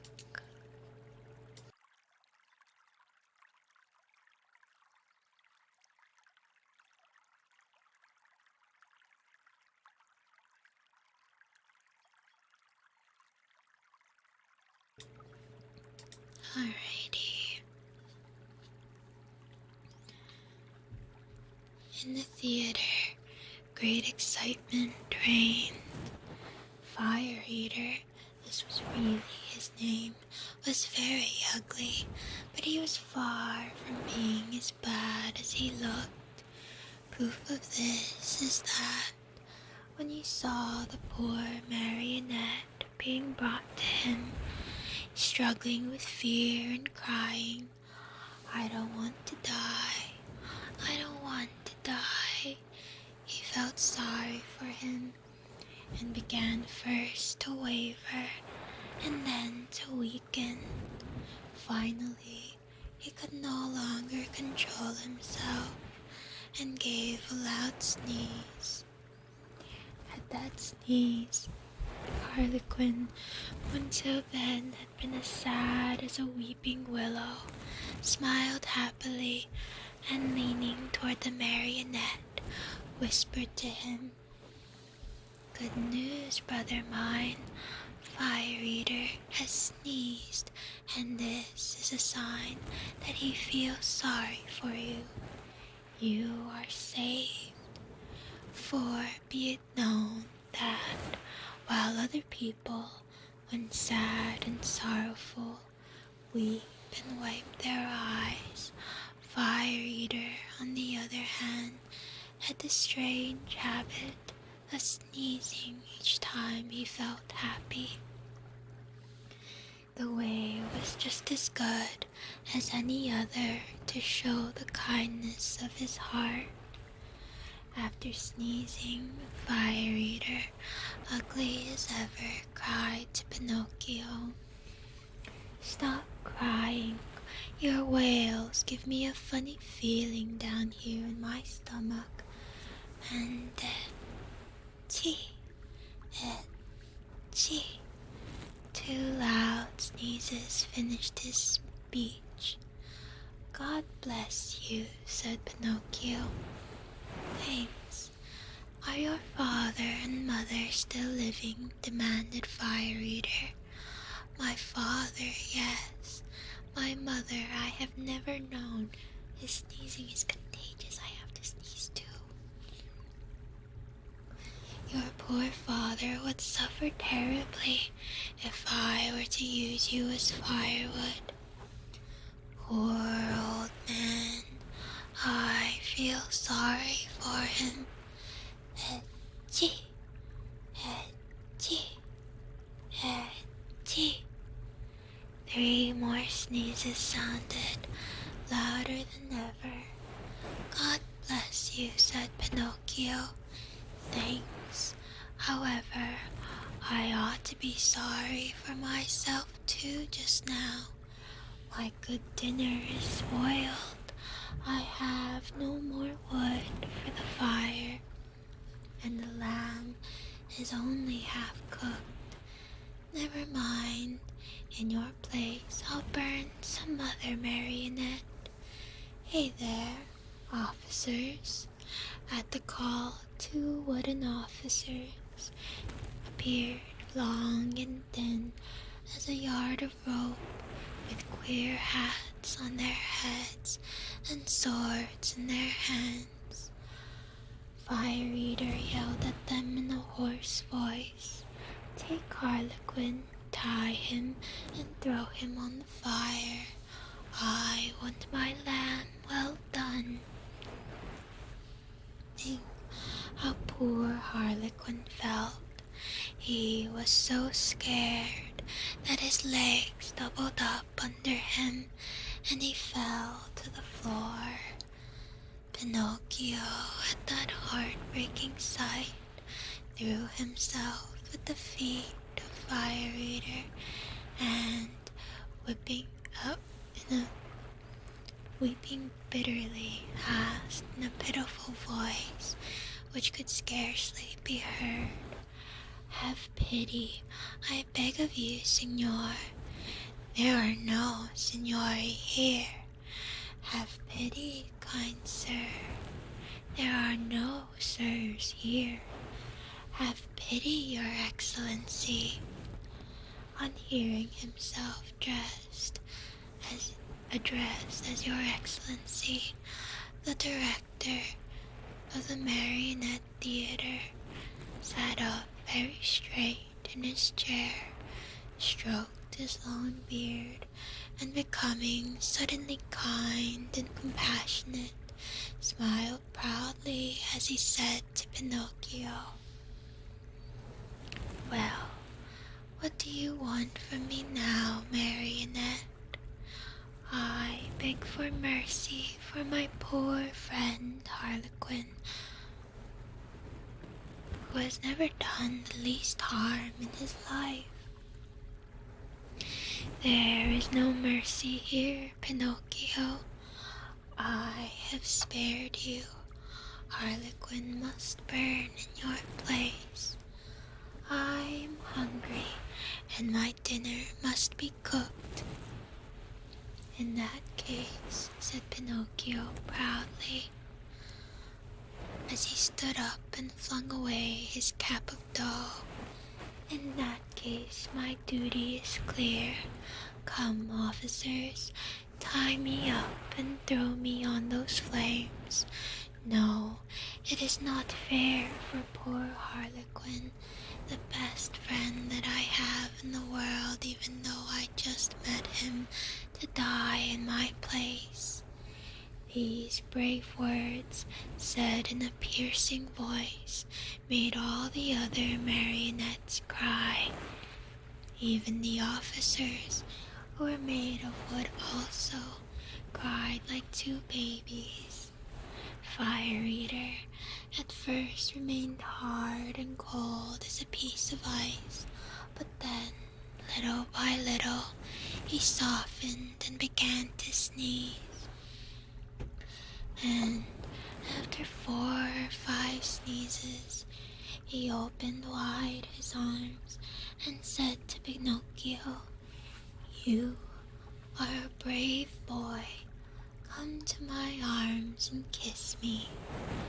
Pinocchio ran to him, and scurrying like a squirrel up the long black beard, he gave Fire Eater a loving kiss on the tip of his nose. "Has pardon been granted to me?" asked poor Harlequin, with a voice that was hardly a breath. "Pardon is yours," answered Fire Eater, and sighing and wagging his head, he added, "Well, tonight I shall have to eat my lamb only half cooked, but beware next time, marionettes." At the news that pardon had been given, the marionettes ran to the stage and, turning on all the lights, they danced and sang until dawn. Alright, chapter 12. The next day, Fire Eater called Pinocchio aside and asked him, "What is your father's name?" Geppetto should have taught him stranger danger. All of this could have been avoided. All of this could have been avoided if he just went to school like he was supposed to. I feel like whenever Geppetto tells him to do anything, Pinocchio does the opposite. Truly a warning about the horrors of children. Geppetto, and what is his trade? He's a wood carver. Does he earn much? He earns so much that he never has a penny in his pockets. Just think that in order to buy me an ABC book for school, he had to sell the only coat he owned a coat so full of darns and patches that it was a pity. Stay in school, chat, that's right. At the very least, go on your first day. Poor fellow, I feel sorry for him. Here, take these 5 gold pieces. Go, give them to him with my kindest regards. Pinocchio, as may easily be imagined, was I thanked him 1,000 times. He kissed each marionette in turn, even the officers, and beside himself with joy, set out on his homeward journey. He had gone barely half a mile when he met a lame fox and a blind cat, walking together like 2 good friends. The lame fox leaned on the cat, and the blind cat let the fox lead him along. "Good morning, Pinocchio," said the fox, greeting him courteously. "How do you know my name?" asked the marionette. "I know your father well. Where have you seen him?" "I saw him yesterday, standing at the door of his house." "And what was he doing?" "He was in his shirt, sleeves trembling with cold." "Poor father, but after today, God willing, he will suffer no longer." "Why?" "Because I have become a rich man, oh Pinocchio." "You, a rich man," said the fox, and he began to laugh out loud. The cat was laughing also, but tried to hide it by stroking his long whiskers. "There is nothing to laugh at," cried Pinocchio angrily. "I am very sorry to make your mouth water, but these, as you know, are 5 new gold pieces." And he pulled out the gold pieces which Fire Eater had given him, like a fool. At the cheerful tinkle of the gold, the fox unconsciously held out his paw that was supposed to be lame, and the cat opened wide his 2 eyes till they looked like live coals, but he closed them again so quickly that Pinocchio did not notice. "And may I ask," inquired the fox, "what you are going to do with all that money?" "First of all," answered the marionette, "I want to buy a new coat for my father, a coat of gold and silver with diamond buttons. After that, I'll buy an ABC book for myself." "For yourself?" "For myself.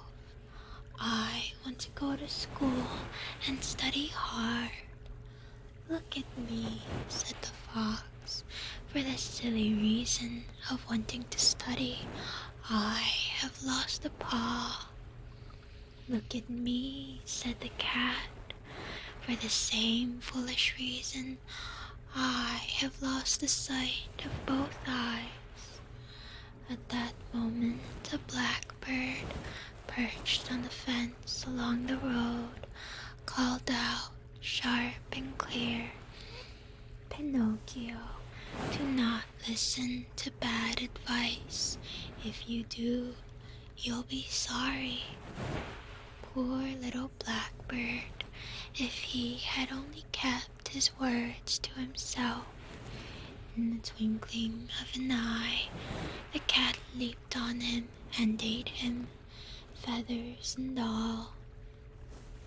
After eating the bird, he cleaned his whiskers and closed his eyes and became blind once more.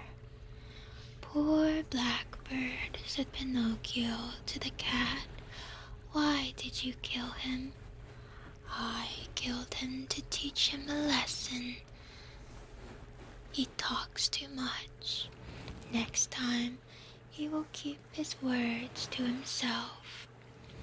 By this time, the three companions had walked a long distance. Suddenly, the fox stopped in his tracks and, turning to the marionette, said to him, "Do you want to double your gold pieces?" "What do you mean?" "Do you want 100, 1,000, 2,000 gold pieces for your miserable 5? "Yes, but how?" "The way is very easy. Instead of returning home, come with us." "And where will you take me?"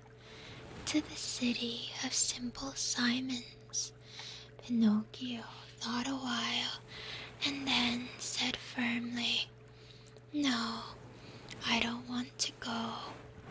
Home is near, and I'm going where Father is waiting. How unhappy he must be that I have not yet returned.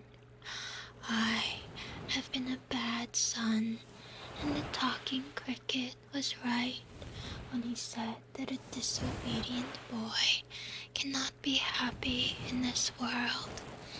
I have learned this at my own expense, even last night in the theater when Fire Eater, brr, the shivers run up and down my back at the mere thought of it."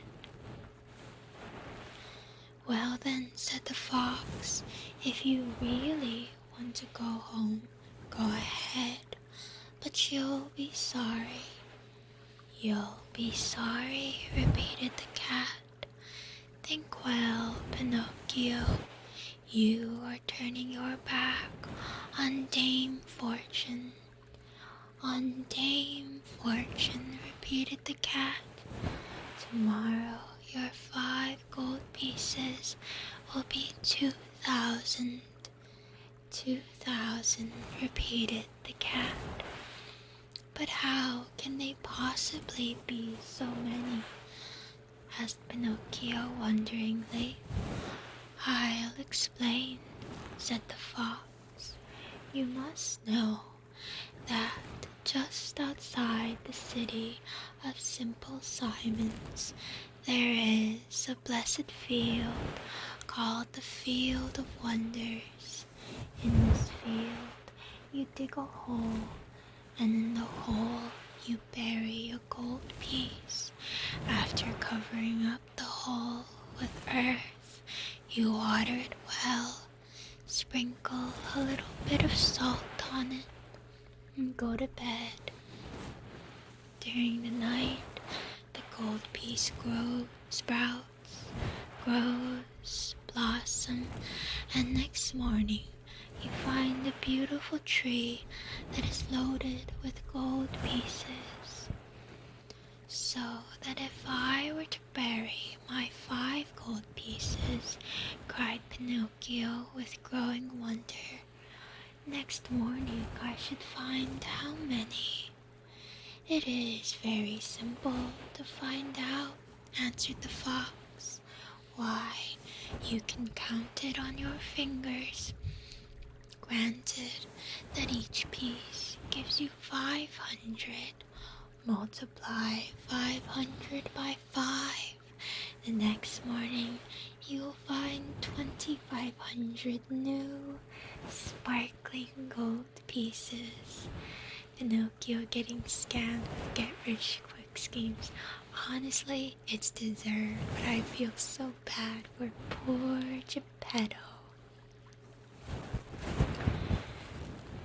"Fine, fine," cried Pinocchio, dancing about with joy, "and as soon as I have them, I shall keep 2,000 for myself, and the other 500 I'll give to you too. A gift for us, cried the fox, pretending to be insulted. Why, of course not.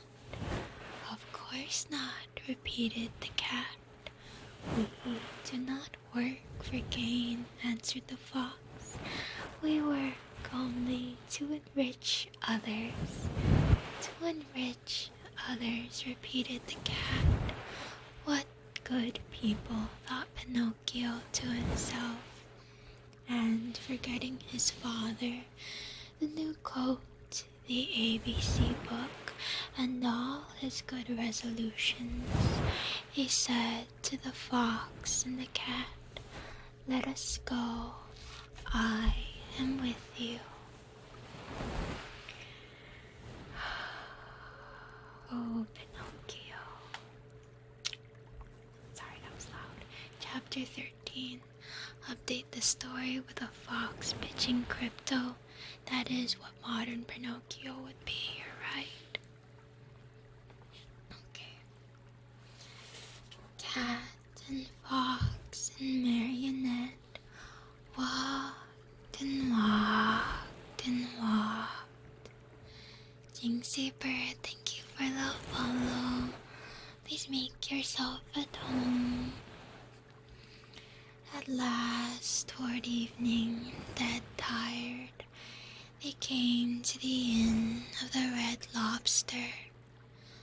"Let us stop here a while," said the fox, "to eat a bite and rest for a few hours.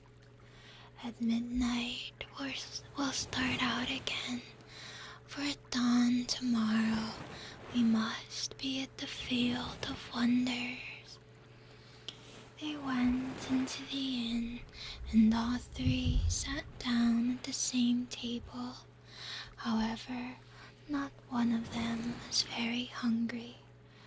The poor cat felt very weak, and he was able to eat only 35 bullets with tomato sauce and 4 portions of tripe with cheese. More so, as he was so in need of strength, he had to have 4 more helpings of butter and cheese. That sounds kinda gross.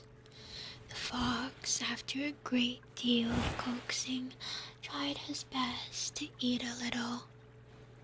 The doctor had put him on a diet, and he had to be satisfied with a small hair dress with a dozen young and tender spring chickens. After the hare, he ordered some partridges, a few pheasants, a couple of rabbits, and a dozen frogs and lizards. That was all. He felt ill, he said, and could not eat another bite. Pinocchio ate least of all. He asked for a bite of bread and a few nuts, and hardly touched them. The poor fellow, with his mind on the Field of Wonders, was suffering from a gold piece indigestion. Supper over, the fox said to the innkeeper, "Give us 2 good rooms, one for Mr. Pinocchio, and the other for me and my friend. Before starting out, we'll take a little nap.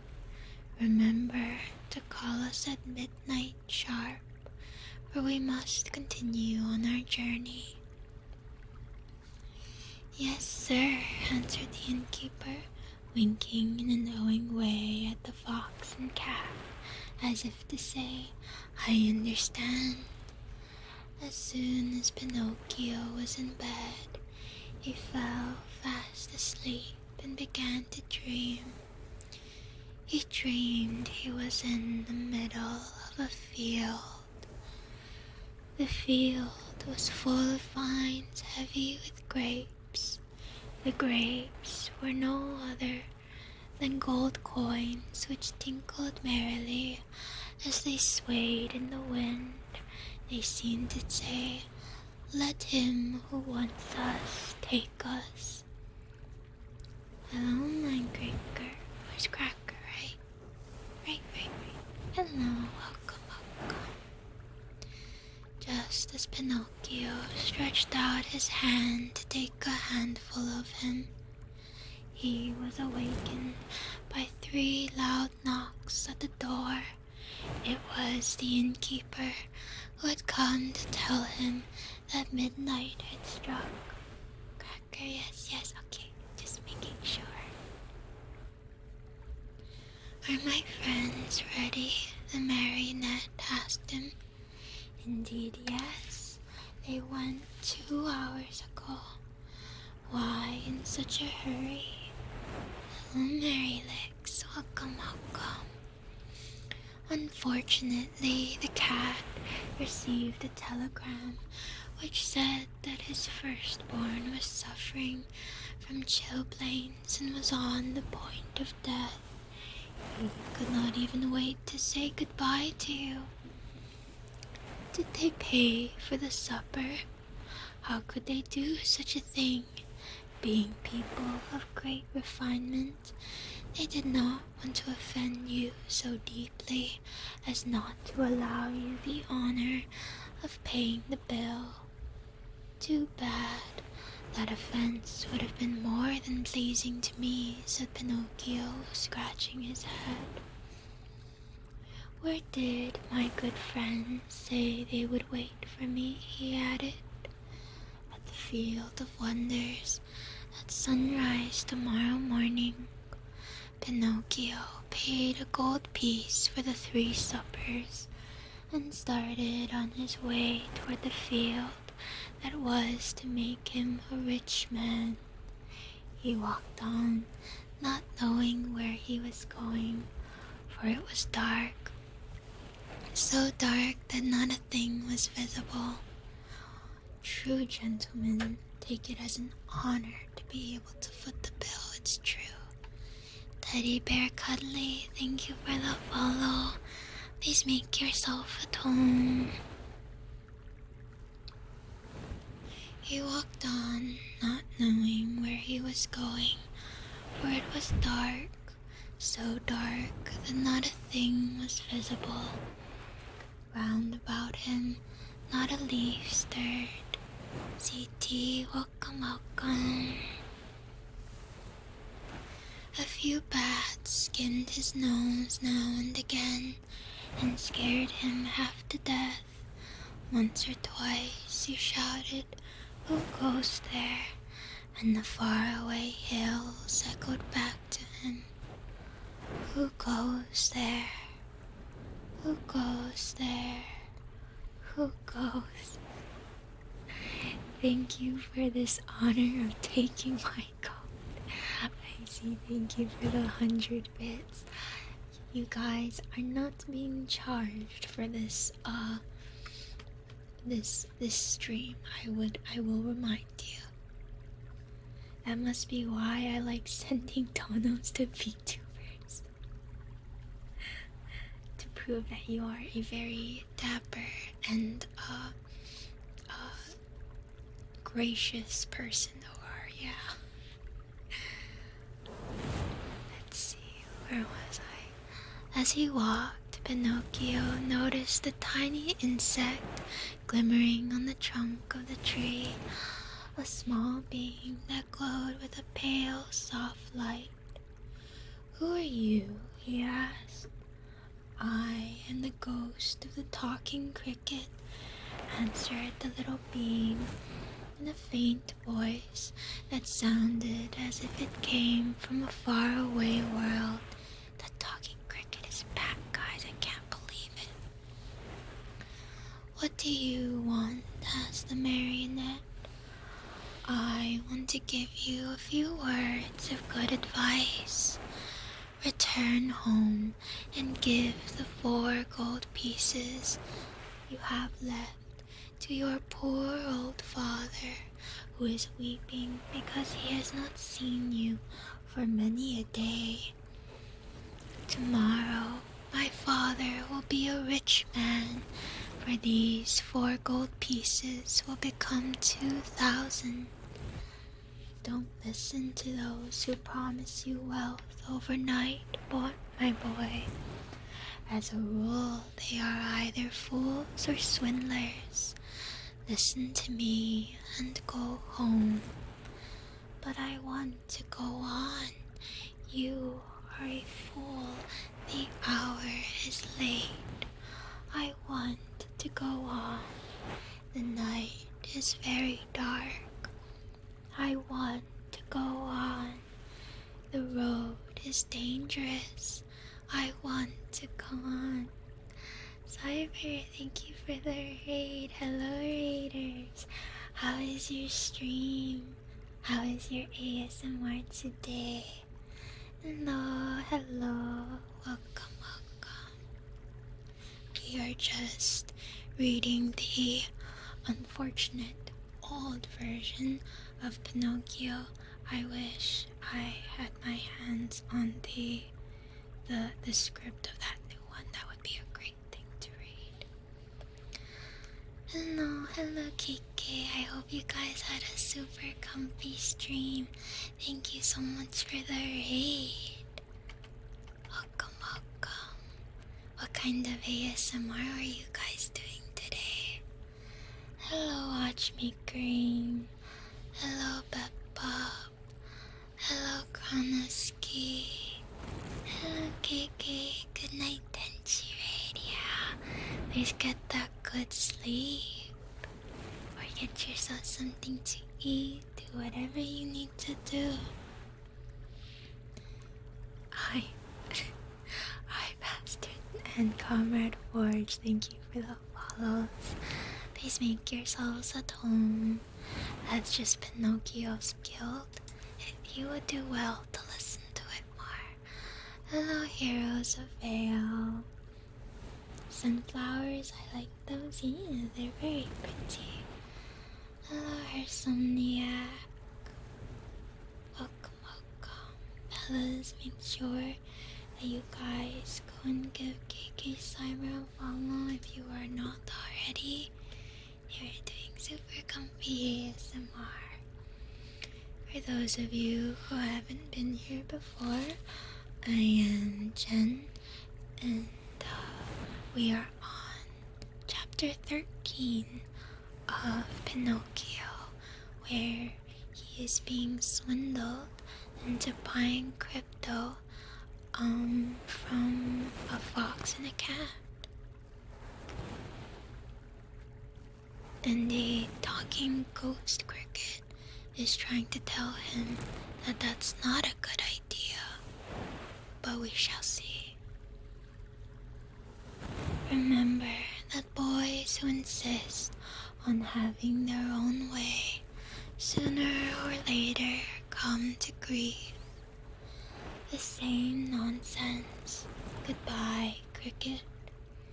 Director Jake, thank you for the follow. Welcome, welcome. This is the same boy who kept telling himself over and over again how he should have listened to the cricket before he killed him. It's fine, they promised him a JPEG that he doesn't really own. Good value. You know what? You're not wrong. As always, DYOR when buying investment vehicles. Do your own research. Yeah, unfortunately, Pinnocchio is a little bit not the brightest. Good night, Pinnocchio, and may heaven preserve you from the assassins. He's gonna get assassinated? What is this book? There was silence for a minute, and the light of the talking cricket disappeared suddenly, just as if somebody had snuffed it out. Once again, the road was plunged into darkness. Pinnocchio. Hold on. Let me skip that because that's spoilers again. Dear, oh dear, when I come to think of it, said the marionette to himself as he once more set out on his journey. We boys are really very unlucky. Everybody scolds us. Everybody gives us advice. Shh. Good morning, Nikki. What excellent timing for you to wake up. Hi. You wanna come over here? Sorry, the mic a little bit. You wanna come here? Oh yeah, you are so silly. Give me a second. Pump the mic again.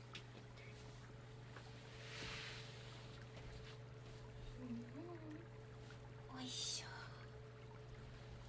Okay.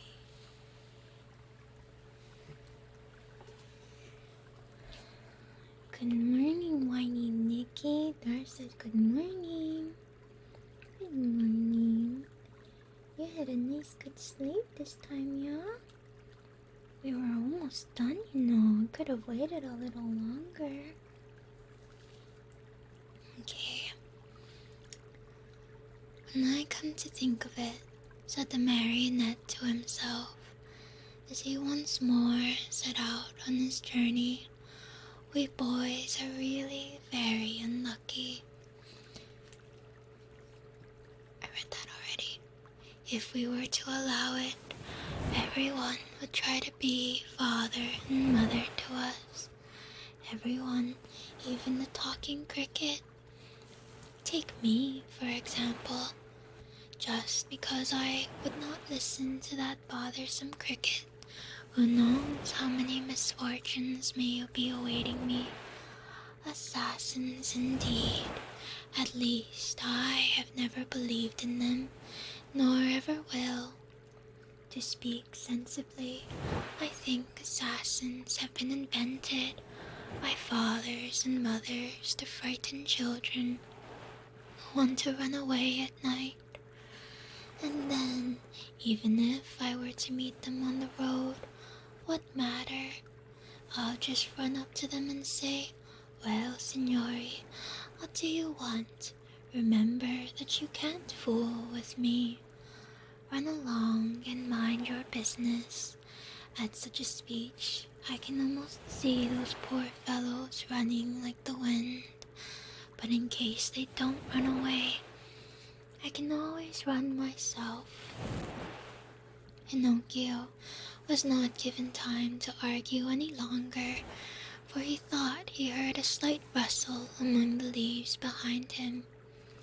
He turned to look, and behold, there in the darkness stood two big black shadows, wrapped from head to foot in black sacks.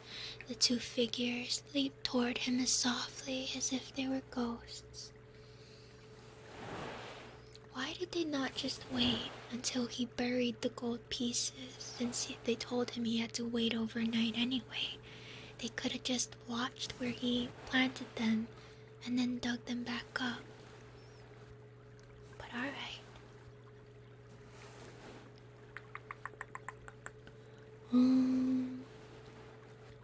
Here they come, Pinocchio said to himself, and not knowing where to hide the gold pieces, he stuck all four of them under his tongue. He tried to run away, but hardly had he taken a step when he felt his arms grasped and heard two horrible, deep voices say to him, "Your money or your life." Jen is a criminal mastermind? I don't know what you mean. I see it just makes sense. On account of the gold pieces in his mouth, Pinocchio could not say a word, so he tried with head and hands and body to show, as best as he could, that he was only a poor marionette without a penny in his pocket. Come, come, less nonsense and out with your money," cried the two thieves in threatening voices. Once more Pinocchio's head and hands said, "I haven't a penny." Out with that money, or you're a dead man, said the taller of the two assassins. Dead man, repeated the other, and after having killed you, we will kill your father also. Your father also. No, no, no, not my father, cried Pinocchio, wild with terror, but as he screamed, the gold pieces tinkled together in his mouth. Ah, you rascal, so that's the game. You have the money hidden under your tongue. Out with it. But Pinocchio was as stubborn as ever. Are you deaf? Wait, young man, we'll get it from you in a twinkling. One of them grabbed the marionette by the nose and the other by the chin, and they pulled him unmercifully from side to side in order to make him open his mouth. All was of no use. The marionette's lips might have been nailed together. They would not open. In desperation, the smaller of the two assassins pulled out a long knife from his pocket and tried to pry Pinocchio's mouth open with it. Quick as a flash, the marionette sank his teeth deep into the assassin's hand, bit it off, and spat it out. Oh my God! Fancy his surprise when he saw that it was not a hand, but a cat's paw. Hello, Nikki. Do you want to move to the bed? Yeah?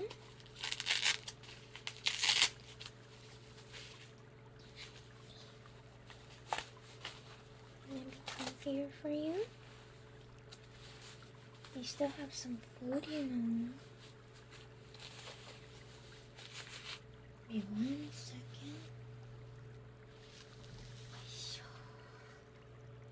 There you go. And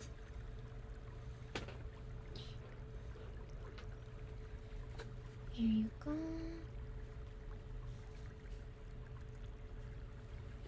Alrighty. Let me drink some water really quick. 1 second.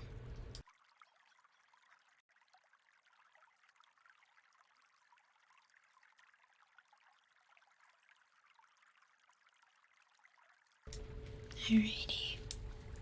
Put the headphones back on.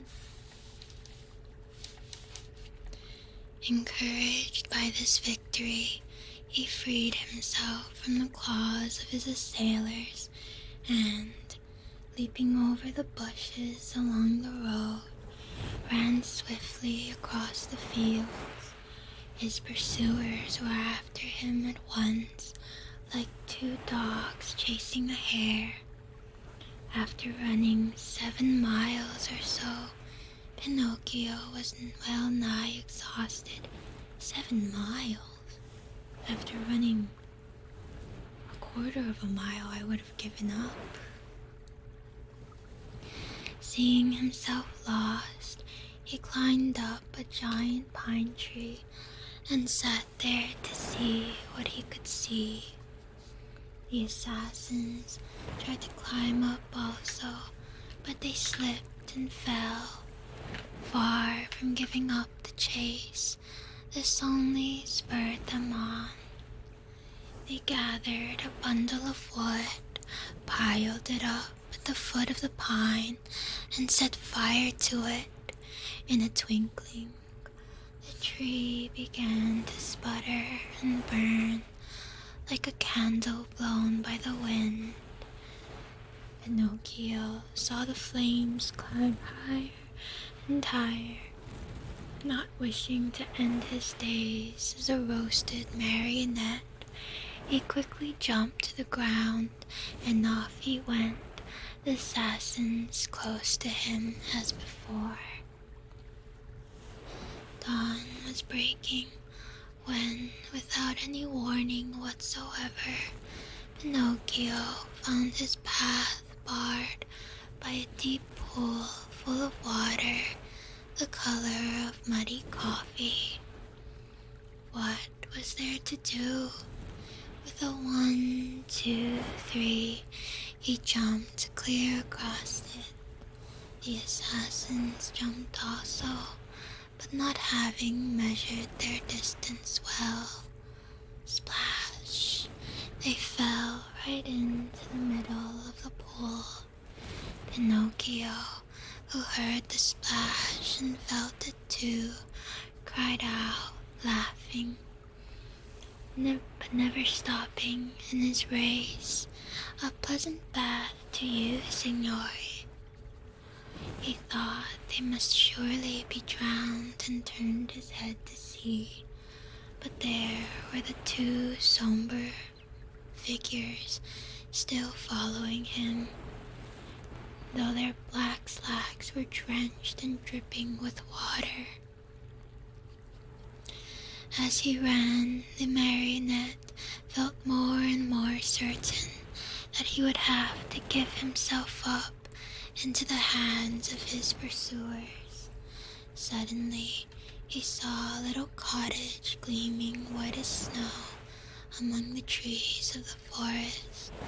If I have enough breath left with which to reach that little house, I may be saved, he said to himself. Not waiting another moment, he darted swiftly through the woods, the assassins still after him.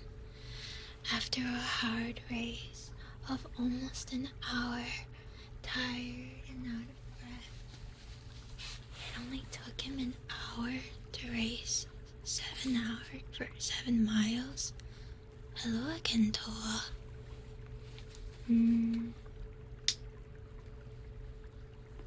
Let's see.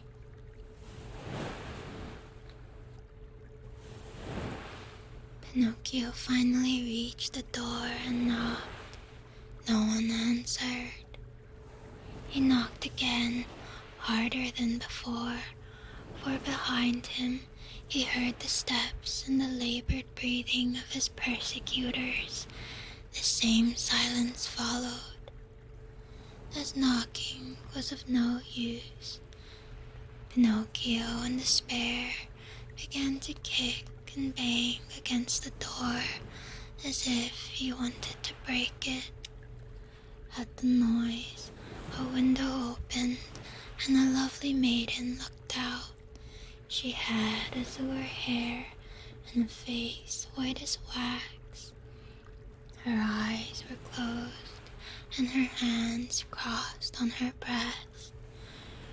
With a voice so weak that it could hardly be heard, she whispered, "No one lives in this house. Everyone is dead. Won't you at least open the door for me?" cried Pinocchio in a beseeching voice. "I am also dead." "Dead? What are you doing at the window then?" "I am waiting for the coffin to take me away." And what part of this was in the Pinocchio movie?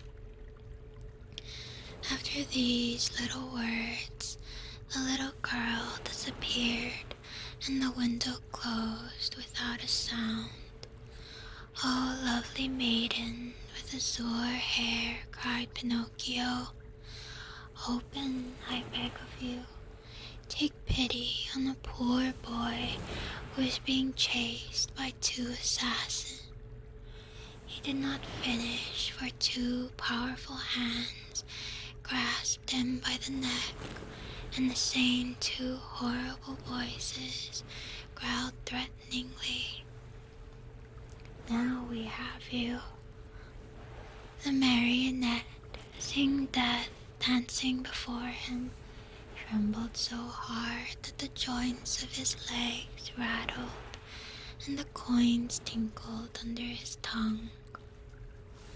"Well," the assassins asked, "will you open your mouth now or not?" "Ah, you do not answer. Very well, this time you shall open it." The movie feels like they just made up an entirely different plot and just slapped the Pinocchio name on it. Pretty much. They kept the vague concepts of the characters and everything else. They kind of just went ham on the story.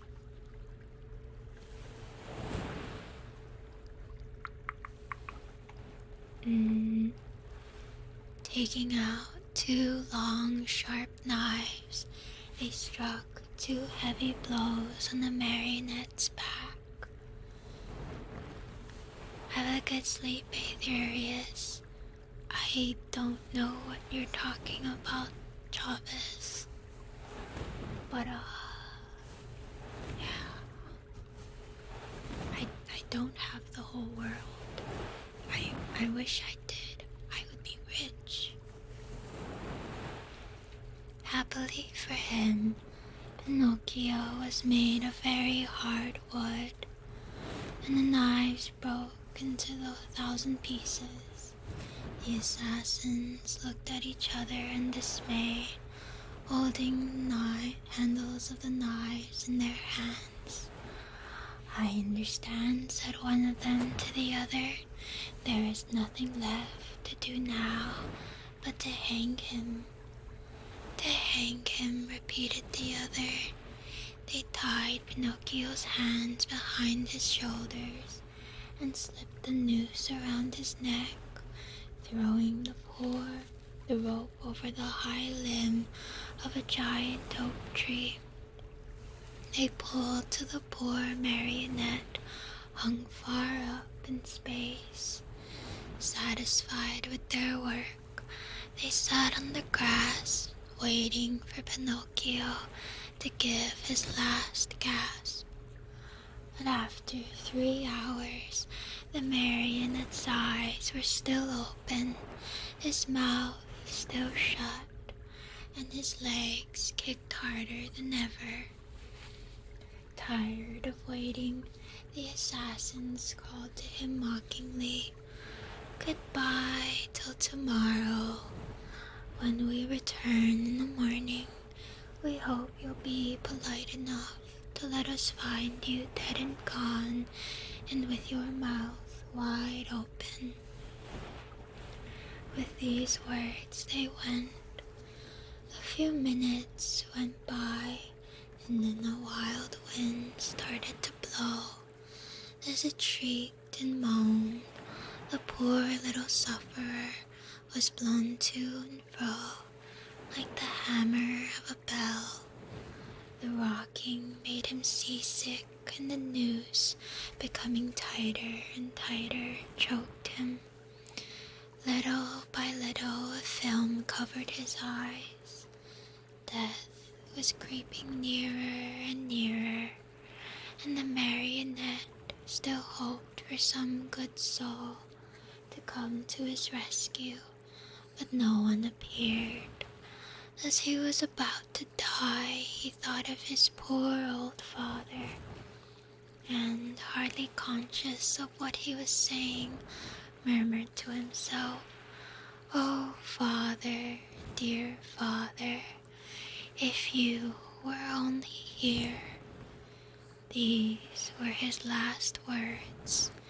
He closed his mouth, his eyes, opened his mouth, stretched out his legs, and hung there as if he were dead. The end. Not really.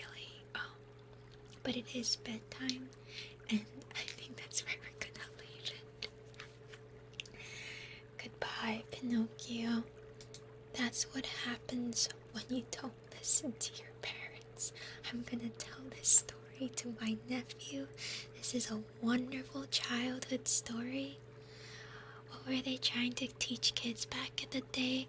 Listen to your parents, or here's 100 ways you could die. If it works, right, Thrash? A little trauma never hurt anybody. I think I have learned a wonderful lesson. No kids. Anyway, thank you all for joining me. We will maybe continue it next week, we shall see. Or something else, I don't know. We'll see, we'll see, we'll see, we'll see. Let's see. Tomorrow we have more gaming with the boys in Final Fantasy 15. And next ASMR stream will be Tuesdays and Thursdays. I might try Monday and Wednesday instead, just for fun, cause why not? But we'll see.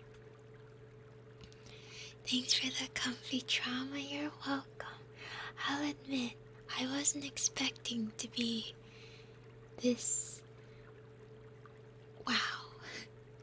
Thank you, your voice is calming the story less so. I strive for, the sound to be so calming that you just don't pay attention to what the words are saying, It's perfect. Alrighty. Let's see. Who shall we rate today?